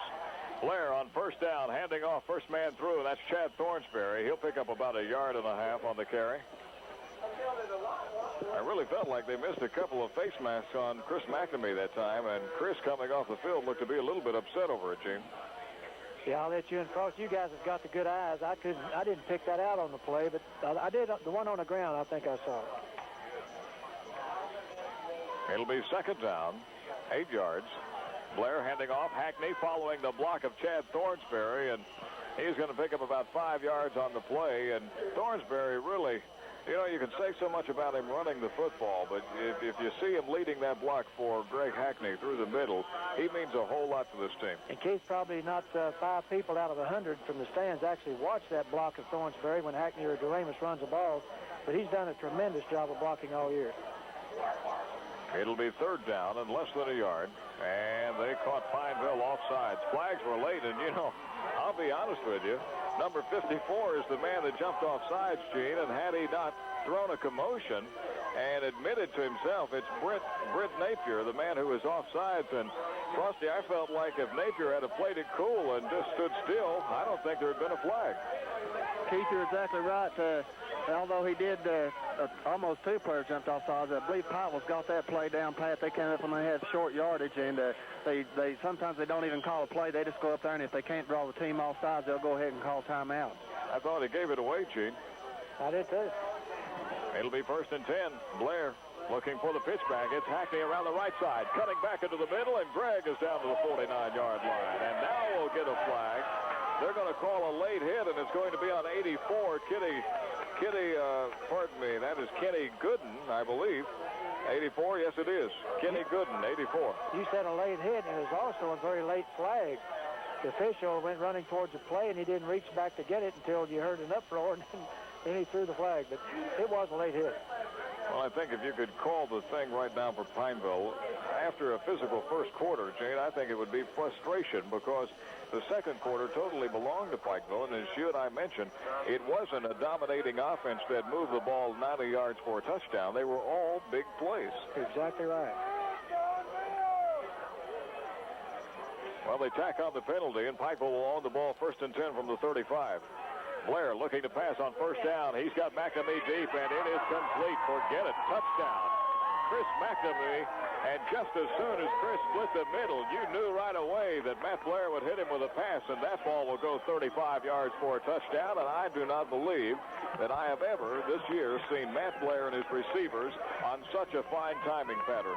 I think what we said all year long, the fact that they should throw in these games where they're favored to win, when they do win big, they ought to throw the football. They did it, and it's paying off here in the playoffs. He looks the best tonight he's looked all season, no doubt about it. He is really playing the part of a quarterback tonight. Snap is down. McCoy's kick is on the way. It is good, and Pikeville leads the ball game, 56-18. We'll be back in 30 seconds. Panthers leading right now over Pineville. Gene Davis, you just picked up a very important stat during that break. Well, Matt Blair has completed only 4 passes tonight, and all 4 have gone for touchdowns. That's unusual. That's what you call a high percentage, isn't it? He's attempted 6 passes, completed 4. That's right. And all 4 for touchdowns. I don't think you'll ever see Matt throw a screen pass. I mean, if he throws, he goes deep. They all mean something. You can bet on it. Here is a kick that is low on the ground. Pineville having an awful time trying to pick it up. Allen finally gets it, and he'll be knocked down at about the 21. And that's the first time tonight that we've seen McCoy put the kick low and on the ground, and I think it's in retaliation of what Pineville has been doing all night. I think they have an injured man on the play. I hope it's not Allen. He's a fine player, but I believe it is. Frosty Davis, I believe it is Mark Allen that is down on the ground, and he went down on the tackle. It is Mark Allen, and he really didn't have much running room that time, Keith. It looks to me just like a cramp. They're trying to stretch his leg out right now. I don't believe it's anything serious, and, of course, you don't want to see a great running back like Allen have a knee injury, and it's just a cramp, so they'll work that out, and they'll have him back in this ball game. 3 minutes, 55 seconds remaining in the third quarter, and, Gene, you brought up a point that I think the fans should know about.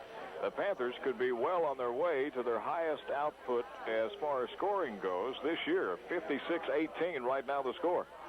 I think you're right, and a lot of people are not really realizing that. It's not soaked in on them because Pineville has put up such a good fight, even though they're down this bad. They've scored 18 points, and they've deserved those 18 points. I mean, Pineville's played good. They got a good defensive club, yet Pineville's been able to move the ball on Pikeville, and but I tell you what, though, the second quarter and third quarter, Pikeville's just been awesome. They look the best I've seen them look all year. The thing about the first quarter I really felt, and I mentioned to you, the fact that I thought both teams were so fired up that they were just ready to go into each other to line. I didn't think we saw a lot of plays running to the outside or passing. They were just wanted to get some licks in. You're exactly right. Of course, both teams have been willing to do that. I still think the difference, though, Keith, Pint was so strong. They've got big people. They're strong. They've got good quickness in the backfield. They've got good defensive backs. They've just got a solid football team.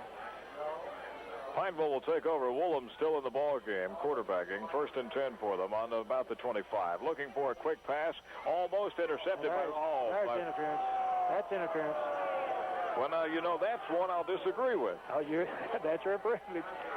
Anytime you put an arm in there and touch it, I didn't think it was interference the first half. It's Coach Howard not raising too much sand on that one. Anytime you put a hand in there and touch the guy, they'll call pass interference on it. Let's go to a mediator and find out. Right. You say it was, I say it wasn't. Frosty Davis, I thought he got a hand in and knocked it away. Keith, I'll tell you, I hate to do it, but I'm going to have to go against the family this time. He reached in and did have a hand on the ball. Pop was in man-to-man defense with Pineville having two wideouts. The Pikeville defenders are right up on the line of scrimmage, and I thought that was a good defensive play that time by Robbie Wright. Outvoted 2-1. I'll surrender. Yes, sir. Democratic. That's how we go. You may be right. I thought he tipped it away, though. Evidently, Frosty Davis on the sideline, who had a good look at it, felt the same way. Nevertheless, the officials, whose vote really counts, vetoed all of us. It'll be 1st and 10. Woolham fading back, looking to pass now on just about every play. Rushes on. He got it away and should have been called for in the grass. Now, there you look for the call, and you don't get it. Well, that in the grass, that's a pro thing that they use in pro football. It's not really, we used it earlier, but pro football is the only one that really says in the grass. Now, sometimes the official, to protect the quarterback, will call it. The college and high school don't have such a thing as in the grass. It's just a referee's judgment. But in pro ball, you actually have that. You think you would have it in high school, though? I would think so. Pikeville leading 56-18 with 3:30 left in the third quarter. And, I'm starting to see some spots open in the fans right now. We have a few people that are calling this a night. It's cold. Woolham. He is fading back, and there is pressure on by McNamee. He got the pass off, and guess who's back in? Mark Allen, but Allen is going to taste the dirt again because big Timmy Honaker, number 63, just brought him to the ground on the screen pass. And I guess you got to give Mark Allen the guts award for getting back in the ball game so quickly after going out with the injury. He'll lose some yardage on that play. It'll be 3rd down and 13. Pikeville's been very fortunate about injuries this year. Of course, Jody Brown out for the season, was doing a fine job at defensive halfback. He'll be back next year, but they really haven't hurt too many people. They've had an ankle injury here and there, but this team is in solid football condition. They've stayed healthy, and I'm sure that's something Coach Howard has been pleased about. 3rd down and 13. Woolham rolling out, passing over the middle. It is complete. We have a flag on the play. Hackney arrived along with, I believe, is David Cox, number 21 on the second. They're going to call offensive interference. It happened before just about the time the ball was released. I didn't pick it up. The officials are conferring. Maybe Frosty caught the play. Sure did, Keith. Virgil Ray, the outside linebacker for Pikeville, was covering the receiver that did a little 5-and-out that time, and the receiver came out and used his hands to get open. Of course, he was open, but you can't do that, and that'll push Pineville back about 15 yards. Well, that is definitely going to put a halt into moving the football for Pineville. And, you know, I really don't know. Right now, we'll get a timeout from Pineville, and I think the head coach would like to talk things over. And while he makes his argument to the officials, we'll step out for 60 seconds. It is Pikeville 56, Pineville 18. We'll be back. You're listening to playoff action with the Pikeville Panthers. This Saturday is the grand opening of the South Mayo Trail Happy Mart, and boy, do they have a special day in store for you. Right now, you can stop by the South Mayo Trail Happy Mart and register to win some great prizes to be given away this Saturday, featuring an RCA XL 100 color TV as the grand prize. If your name is drawn as the grand prize. Justin's Motor Company on Hibbert Street in Pikeville, just off Hamley Boulevard. Justin's Motors,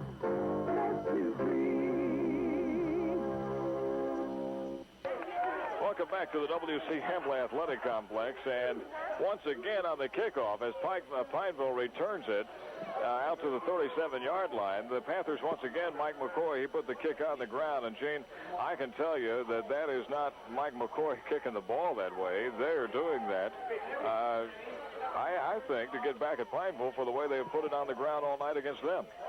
Well, I don't know about that because he generally kicks it up in the air. The injured player out there, do you have his...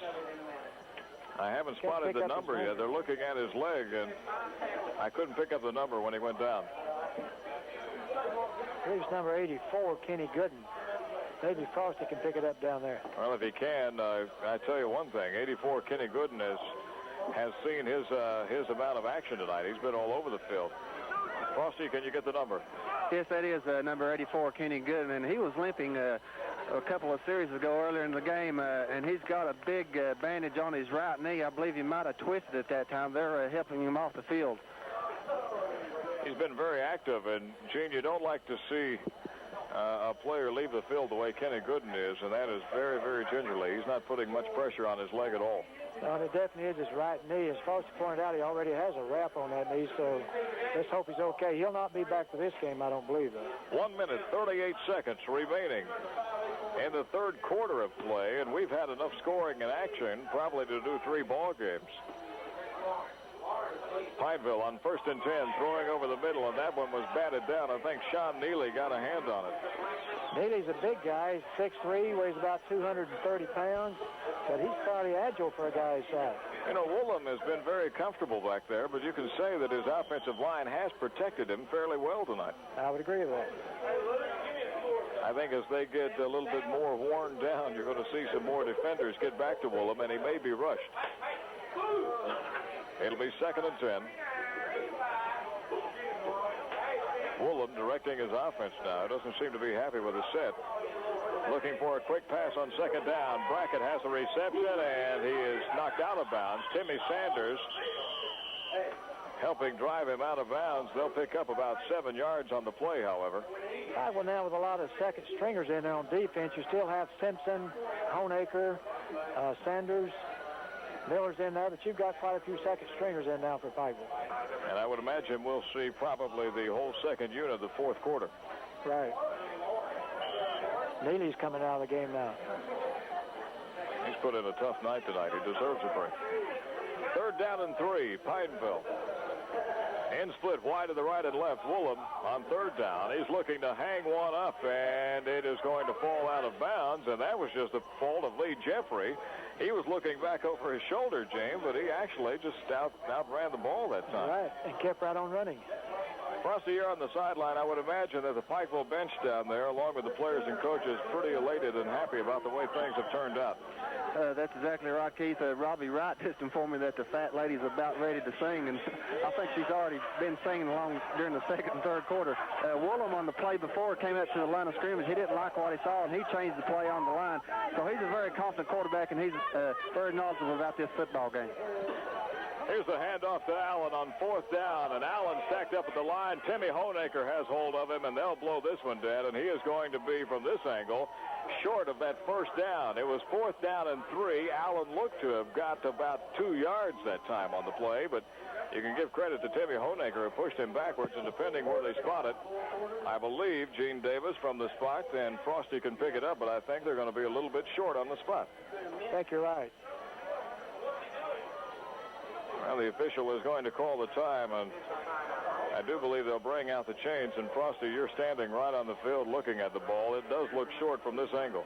Keith, it looks short to me, and they'll bring the chains out right now. Only time will tell. Pikeville having a few substitutions again. Of course, they have their linebackers and their defensive backfield in, and you're exactly right. It's going to be about a foot short, so Pikeville will take over on downs on their own 45-yard line.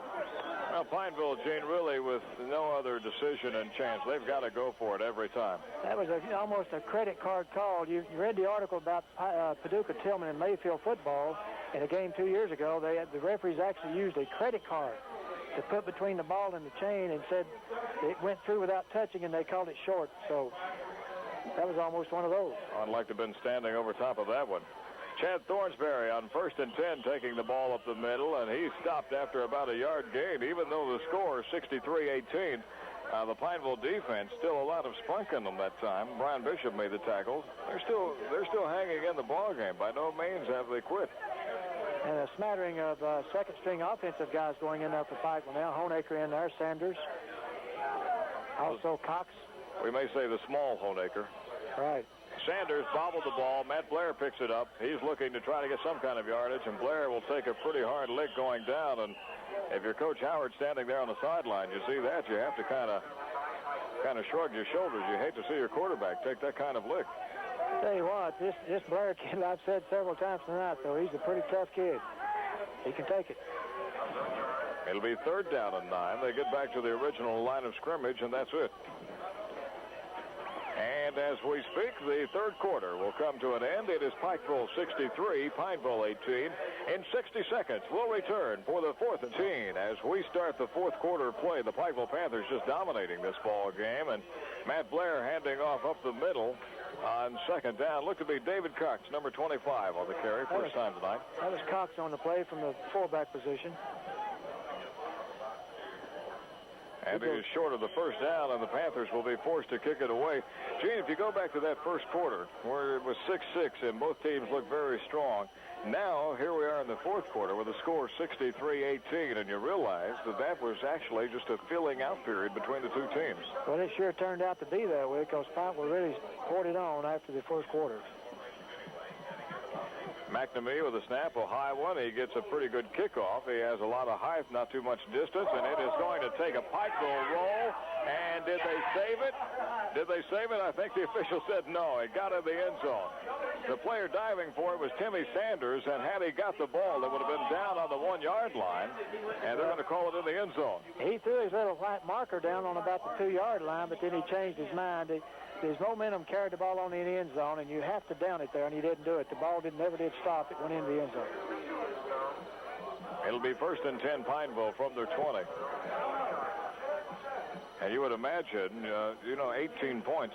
If I'm not mistaken, 18 points is pretty close to the most points scored on Pikeville this year. As Chris McNamee's brother that time, Timmy, I like the way he punts that football, Keith. He gets it high in the air, and that's what every coach looks for is the hang time, and he can put it in the air.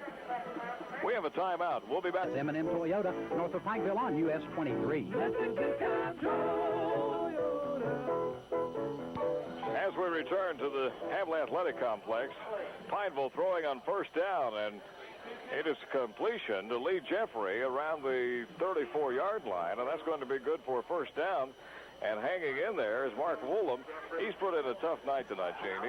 He's took a lot of punishment. Yeah, he's a workhorse, and he can take it. He's about 6'1", weighs 209.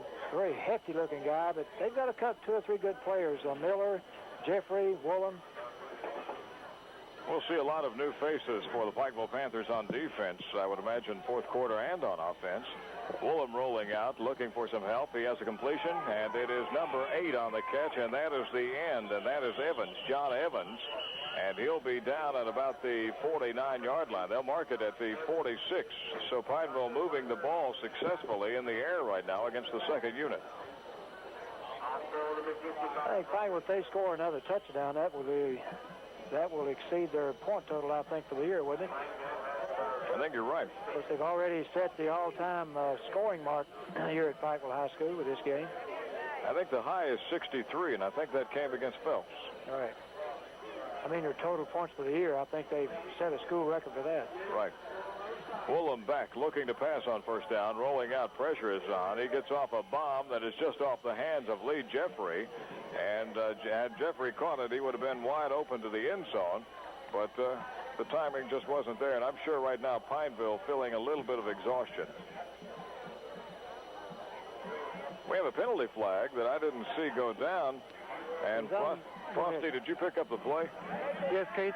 Number 54, one of the interior linemen for the Pineville team, was called for holding. He was pleading his case with the referee. Of course, the flag was already down, and there's nothing you can do at that point. Also, I'd like to mention that Matt Blair has thrown for 4 touchdown passes tonight, and that could be a record in itself. You're going to see more than just holding on this play, I think. Let's see what they call. Personal foul. Yeah, you're right. That's the reason Woolham came over talking to him, trying to calm him down, I believe. That's what you call holding viciously, right? Maybe so. Chuck Chrisman showing us his blanket and saying that, yes, indeed, it is 39 degrees out here. Pineville with the football. It'll be first down and roughly around 25. And the pressure is on. The pass is complete to Simpson, and really, that was just a bailout, Gene. It got them back to the line of scrimmage, but probably saved them a 10-yard loss. I think you're exactly right. Of course, Pikeville, they've got to try anything right now. They know they're out of the football game. But I tell you what, I like one thing about them. They're still hustling and still putting out a little effort. 63-18 with 9:48 left in the game, Pikeville. If you were here during the first quarter and have now made your way toward the exit, so we could understand.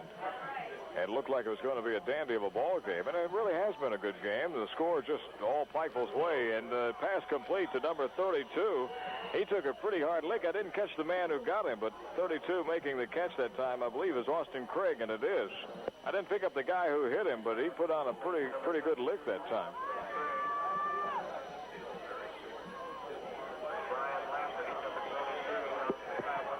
It'll be third down and 14. They pick up about 9 yards on that play.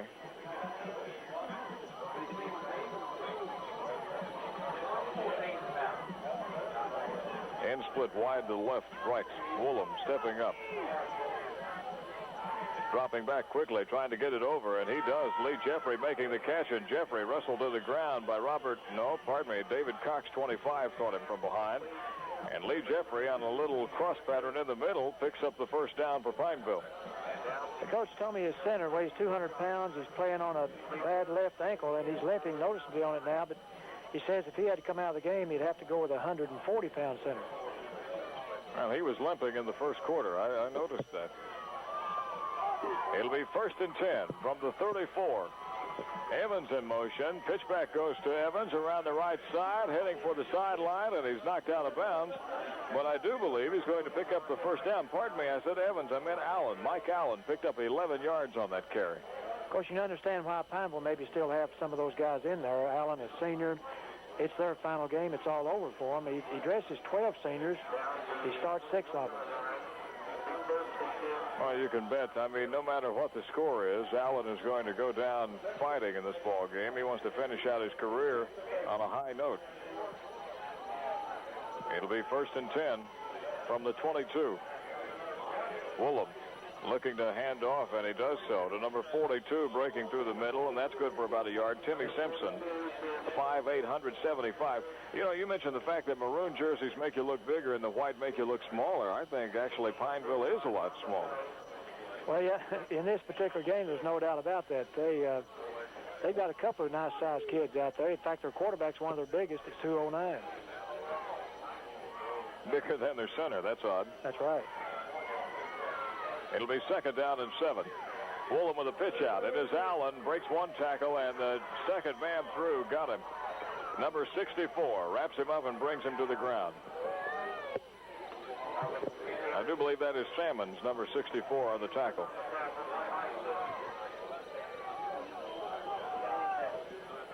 I'm sorry, I said Salmons. It's Sampson, right? Is that Kenny Sampson on the play? I want to make sure we got his name in there because he's made several good plays tonight. I quoted it as Sampson. It's Sampson. I don't want to make a mistake. Jeffrey in motion. Third down, 7. Woolham out to the right. He's still looking to unload it. Cross pass, and it is complete.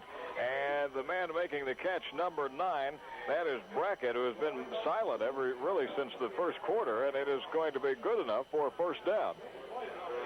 In fact, John Evans is the one we've heard from through the first 3 quarters. Of course, he was hurt very late in the third quarter, out of the game now, and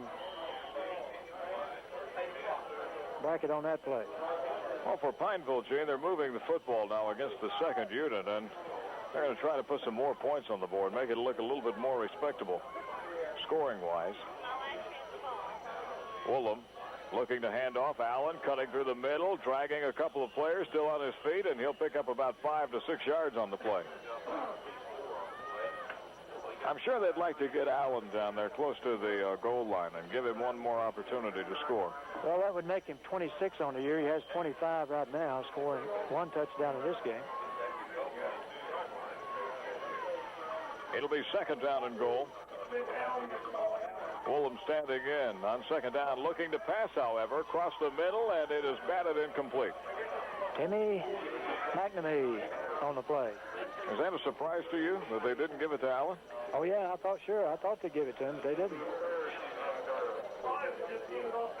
It'll be third down at about 2. They had 3 downs to make it. Now they got 2. End split wide to the left, right. Woolham under. On third down, whistles blow, and before they could even get the call off, Frosty, you're standing right on the sideline. Keith, it is a surprise to me also that Allen wasn't running the ball. They were also going to throw the ball that time and wanting to get the ball in the end zone on the pass. The call this time is going to be all sides on Pikeville. The left side of the defensive line jumped a little bit too early. You're talking about the crowd thinning out. During the first half, the fence that surrounds the field was lined with wall-to-wall people. I mean, we're talking from the bleachers all the way down to the end zone and all the way across the end zone, and it has thinned out considerably. Gene, isn't it great? I know last week you and I were at Johns Creek along with Frosty and Randy Thompson, and the crowd that showed up there to support the Johns Creek Bearcats and the Pikeville Panthers. Isn't it great to see that kind of support? Oh, yeah. I don't know. It just puts chill bumps on you. It did me over there prior to the ball game, and I just love to see big crowds like this. On third down and 1, here's Mark Allen going in, and he'll get the touchdown, and that's what we had expected to happen on the first time. But they give it to him on third down, and Allen will get the touchdown to make it 63-24. And you got a flag on the play. It went high in the air by the official after the touchdown, and they're going to call a personal foul on someone here. I believe it might be on Pineville, because one of the Pineville players grabbed another one and shoved him towards the bench. I think you're right. They're going to step it off. Personal foul, Pineville. Touchdown is good. They got the personal foul. Frosty, we didn't pick up the penalty in the end zone. Keith, I didn't see the call either, but it was after the play. Apparently, Pineville showing their frustration with a little bit of pushing and shoving. Of course, after the play, the touchdown stands, and they'll mark that penalty off on the kickoff. 63-24, and Pineville, with no doubt, going for the 2-point conversion. We have 6 minutes and 15 seconds remaining in this ball game. Woolham under center now, looking to draw them off sides. Hands off. It is Allen bursting through the middle. He's in for the 2-point conversion. 63-26. We'll return after this 60-second timeout. You're listening to Pikeville High School football. Prestonsburg. We have some finals to pass along to you. Cumberland defeated Johns Creek tonight, 51-21. It was Montgomery County, over Clay County, 33-6. Bell County and Newport, final 14-12. Bell winning that one. Ashland Paul Blazer beat Belfry tonight, 27-13. Leslie County over Wayne County, 27-6. And Somerset blanked Morgan County, 41-0. On the kickoff by Pineville, Robbie Wright will cover it, and the ball will be down at the 27-yard line. And the Panthers will own it first and 10 with 6 minutes, 11 seconds remaining. And Gene Davis, Kevin Arnold will trot on. He'll take over at quarterback. Well, next, from here on now, Pikeville had this game at home, but from here on, it'll be on the road. If they keep on winning, go all the way, they'll not play on this field again. This will be the last time that the Pikeville High School seniors will play on this field. Next week they'll be at Cumberland taking on the Cumberland team at Cumberland. Well, Arnold will be your new quarterback. You know, you really got a feel tonight. We went into the playoffs with Belfry, Johns Creek, Pikeville, 3 Pike County teams, and Belfry losing tonight at home, Johns Creek on the road to Cumberland, and you got to compliment those teams. They had really a good season this year. You're exactly right, and of course there'll be a time you'll have more than 3 in the playoffs in this county, and I like to see I didn't like the format when I first heard it come out where the runner-ups are going to compete. But I think I like that because you're going to see some occasions where the loser in a close game will come back and meet the other team in the finals of the regional, and I think that'll be good. It'll be 2nd and 9. Kevin Arnold in at quarterback now, replacing Matt Blair. Handing off David Honaker through the middle, and Honaker spurts for about 5 yards.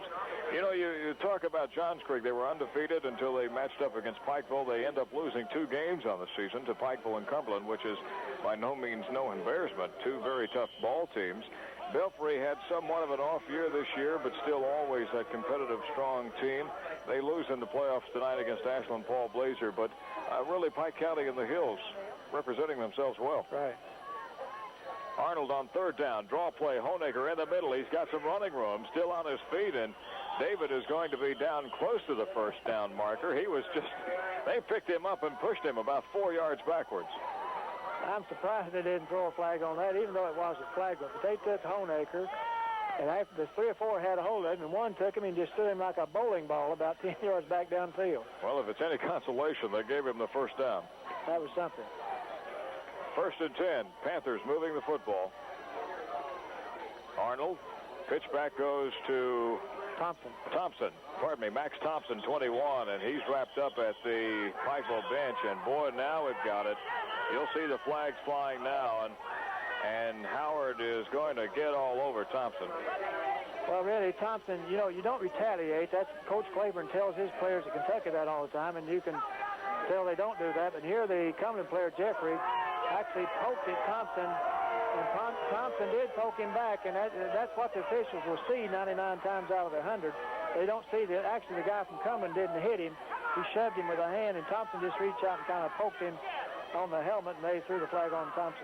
Well, Frosty answered, I don't know if you call it frustration on Pineville or not, but Gene was right on the call. I think it was initiated by Cumberland, and Thompson countering with it, and he's whistled for the penalty. Well, Keith, it'll probably be initiated from Cumberland next week. Pardon me. The flag should have been on the defense. The fellow had him around the neck, the whistle blown. He just wouldn't let go, and a lot of frustration shown, and should have been a personal foul both ways, but they called it against the Pikeville team. I said Cumberland. I meant Pineville. Thank you. Kevin Arnold will bring up his offense. Jason Howard split wide to the right, and we have a penalty flag thrown before this play can ever get off, and I'm sure that somebody is going to be lining up offsides, and they're looking at Pikeville again. No. I thought it was offsides, but I think it was illegal procedure. Either way, it's going to be a 5-yard penalty, I believe. I got to say thank you to my guy at the left here, Roger Music. Had it not been for the raw, I probably would not be here in the booth tonight. Honaker on the draw play. He's nailed at the line, still running, and he got nailed again. David took a couple of very hard licks that time. I think David liked to play with those pro rules, wouldn't he, where if you're down, you get back up and run again. He's ready. What is that, rugby? Well, I don't know. I don't know about rugby. I was in England, saw him play that a few times, but, man, you talk about a tough sport. They play football with no pads. Sounds like that Red Jack football, or Red Bird. Which one is it? Beach Navy. 3:33. Arnold on the snap, looking to pass for the first time. Pressure is on. He gets it off to Sanders. It is complete. Timmy heading for the sideline, cutting back into the middle, and he was just nailed high up on the numbers that time after about a 15-yard pickup. And you motioned the elbow there. He just kind of got him with a shoulder or an elbow, and if you call it this Russian sickle, I think Frosty called it last time, but he knocked him right off his feet. Well, if you made that play legal, that'd be great defense. Panthers will be forced to kick it away. McNamee puts the boot into it. High one. It is going to be rather short. It will bounce backwards, and Pikeville will down it at the 44-yard line. What did you describe that as, Frosty? Is that the sickle or the clothesline or what? Keith, that's the clothesline, one of your famous wrestling holds, and that is legal. Of course, tried to keep from taking the guy's head off, but Sanders, he's got some speed and going full speed, and he just wrapped him around the neck and brought him down. 2 minutes, 49 seconds remaining in the ball game. The score, Pikeville 63, Pineville 26. And the Panthers have had this one wrapped up for quite some time. Speaking of wrapping up, the diehards now are beginning to fold their blankets and silently steal away. Woolham on first down passing. It'll fall incomplete. And, well, the stands have been pretty bare for the last couple of moments, and now we'll have everyone more or less just filing out. They're heading for the automobiles, saying good night. And as Rafi Wright said, I guess the fat lady's song is over, right? She finished her singing a long time ago. 63-26, Pikeville. Second down, 10. Woolham rolling out to the right. He's being pursued. Gets the pass off. Good catch by Evans. And Evans will be knocked out of bounds. And, Gene, I'm really kind of amazed when you know that the Panthers have a game coming up next week, and you got Timmy Sanders and your crew out there, and they are putting on some very, very hard licks. Well, that's true. Of course, Sanders started the ball game. He's still in there. You got Miller. He played quite a bit, but the other 10 guys have played very little tonight. Good catch by John Evans. He is a senior. This will be his last ball game for Pineville. Woolham on first down, rolling out. He's looking to put it in the air. Plenty of time. Passes it low. It is incomplete, and that's the kind you hate, because it was Austin Craig who missed the ball, and as he missed, he took a lick from David Cox in the back. It's one thing to catch them and take a lick. It's another thing to miss them and take a lick. David Cox has got good quickness, and he will hit you when he gets to you. 2:17, and for the Pineville fans across the field that made the long trip up tonight, they're going to go home saying, well, we had a good football team, but we just ran into a powerhouse. Woolham dropping back, looking to put it in the air. He has a receiver open. It is Brackett. Catch is made, and Brackett will hit one defender, and that was Max Thompson, who is back into the ball game. He gets out of bounds to stop the clock with 2 minutes, 11 seconds remaining. Again, it'll be Pikeville at Cumberland next Friday night at 8 o'clock. We'll have the game for you here on WPKE. And in that ball game, they'll be playing for the regional championship. You can listen for the cannon over there, I understand. Woolham fading back on first down. Pursuit is on. He gets off a bomb into the end zone, and it was almost caught, but it's dropped out of bounds, and it'll fall incomplete. I understand that Cumberland, and I recall this from the Pike County Bowl that we had, they shoot off the cannon every time they score. At Cumberland? Well, they did here. Oh, they did? I don't remember that. Don't you remember the touchdowns that were called back, and the cannon would keep going off, and they would call the touchdown back? You don't remember? I don't remember that. When was that, Keith? Of course, I can't remember yesterday. I'm going to have to go to my supporting cast. Frosty Davis, do you remember the cannon? Keith, I remember the cannons not only in that game, but the game we played in Lexington, Lafayette when I was a junior. They had a cannon down there, and I tell you what, I think the final score of that game was something like 53-14, and the cannon sounded more like a machine gun. But I've already got the word from the Pikeville defense. They're going to let Cumberland save their gunpowder next week, save them a little money. They're not going to let them into the end zone. We'll find out. Thank you, Frosty. The only cannon I've seen on the field tonight, I've seen two cannons, one in the President Matt Blair and the other one in this Woolham kid. They both have got cannons for arms. I want to tell you something. I'm going to have to talk with Frosty Monday and ask him how the weekend goes, but he's going against tradition and family twice tonight. You know that, don't you? Well, he might want to eat supper Sunday dinner, and I won't invite him up. I can understand that. I can see where that call would be made. He's criticized my radio, and he's disagreed with me on the calls. I thought I'd raised him right. Well, you can only do so much, you know. Second down for Pineville. Woolham handing off to Mark Allen around the right side, away from one tackler, but he was caught out by his leg and pulled down. David Cox is the man who brought him down, and Allen will pick up about 4.5 yards on it. Good carry. Keith, you could name a lot of heroes in this ball game for Pikeville. Of course, you couldn't leave out Matt Blair. He's had an excellent game at quarterback. He didn't throw that ball that too many times, but every time he completed one, it's for a touchdown. And, of course, Hackney ran the ball well. He had 130 yards at halftime. DeRamus had played well. Thornsbury, a lot of good blocking and some good defensive play on occasions. Virgil Ray, Honaker, DeRamus. Allen again carrying the ball. He's into the end zone. He's got the touchdown. And I'm sure that's got to be, is going to pad his stats, and it's got to be some satisfaction for Mark Allen to pick up the second TD. That's right. You could go right on and mention Neely's played some good defense. Mickey Webster played, I thought, had a heck of a second quarter of action here tonight. So I found out, and I think the best offensive spurt I've seen Pikeville put on there in the second quarter tonight, which really, I think, gave them the victory. Let's just take a vote. Frosty Davis, if you had to pick an MVP, name someone. Matt Blair, no doubt, Keith, and we'll be talking to him after the game also with Coach Hillard Howard. Who would you pick, Gene? Well, I'll go along with him. I had a chance to disagree there, but Blair's had an excellent football game. Lee Jeffrey will make the catch for the two-point conversion from Woolham, and it is now 63-34.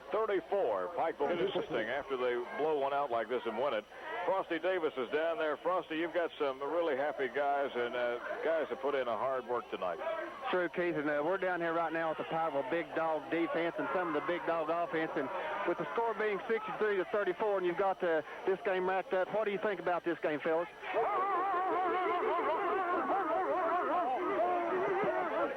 Okay, Keith, that was a big dog defense. They're a little bit short on vocabulary. What about what's going to happen at Cumberland next week?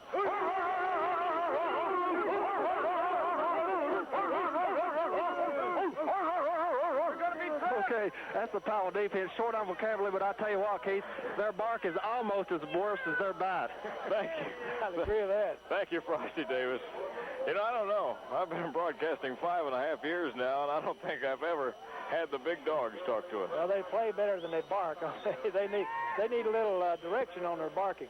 Hey, Frosty, Gene said you could mingle around down there and ask them if they want to sing a Christmas carol. You may remember the barking dogs did Jingle Bells. We may get them to record for us after the season is over. It'll be 1st and 10 for Pikeville. Arnold handing off up the middle, and not much doing for David Cox as he's trying to get about 1.5 yards. Only 55 seconds remaining, and Gene Davis, you know, much of the year people said the fans of Pikeville were really staying away from the ball games, which I'm hoping they were listening, but they were staying away because they expected blowouts, and they were waiting for tournament time. Well, I think you're right. Of course, they surely turned out here tonight. Pineville, it's a long way off. They didn't bring too many people with them. Of course, it's a small school anyway. David Honaker around the end, and he ran into Lee Jeffrey. Good one-on-one tackle as Jeffrey pulled him down. You know, go ahead, Keith. We opened the broadcast saying that all year, even after the first game against Beechwood, the only thing you heard was wait to playoff time and wait to tournament action. And I think you're right. The crowd did wait because we played several home games this year where you're heavy favorite.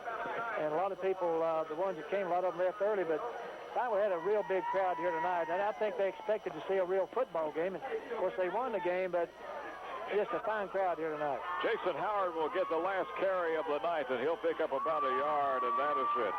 That's going to be the ball game. The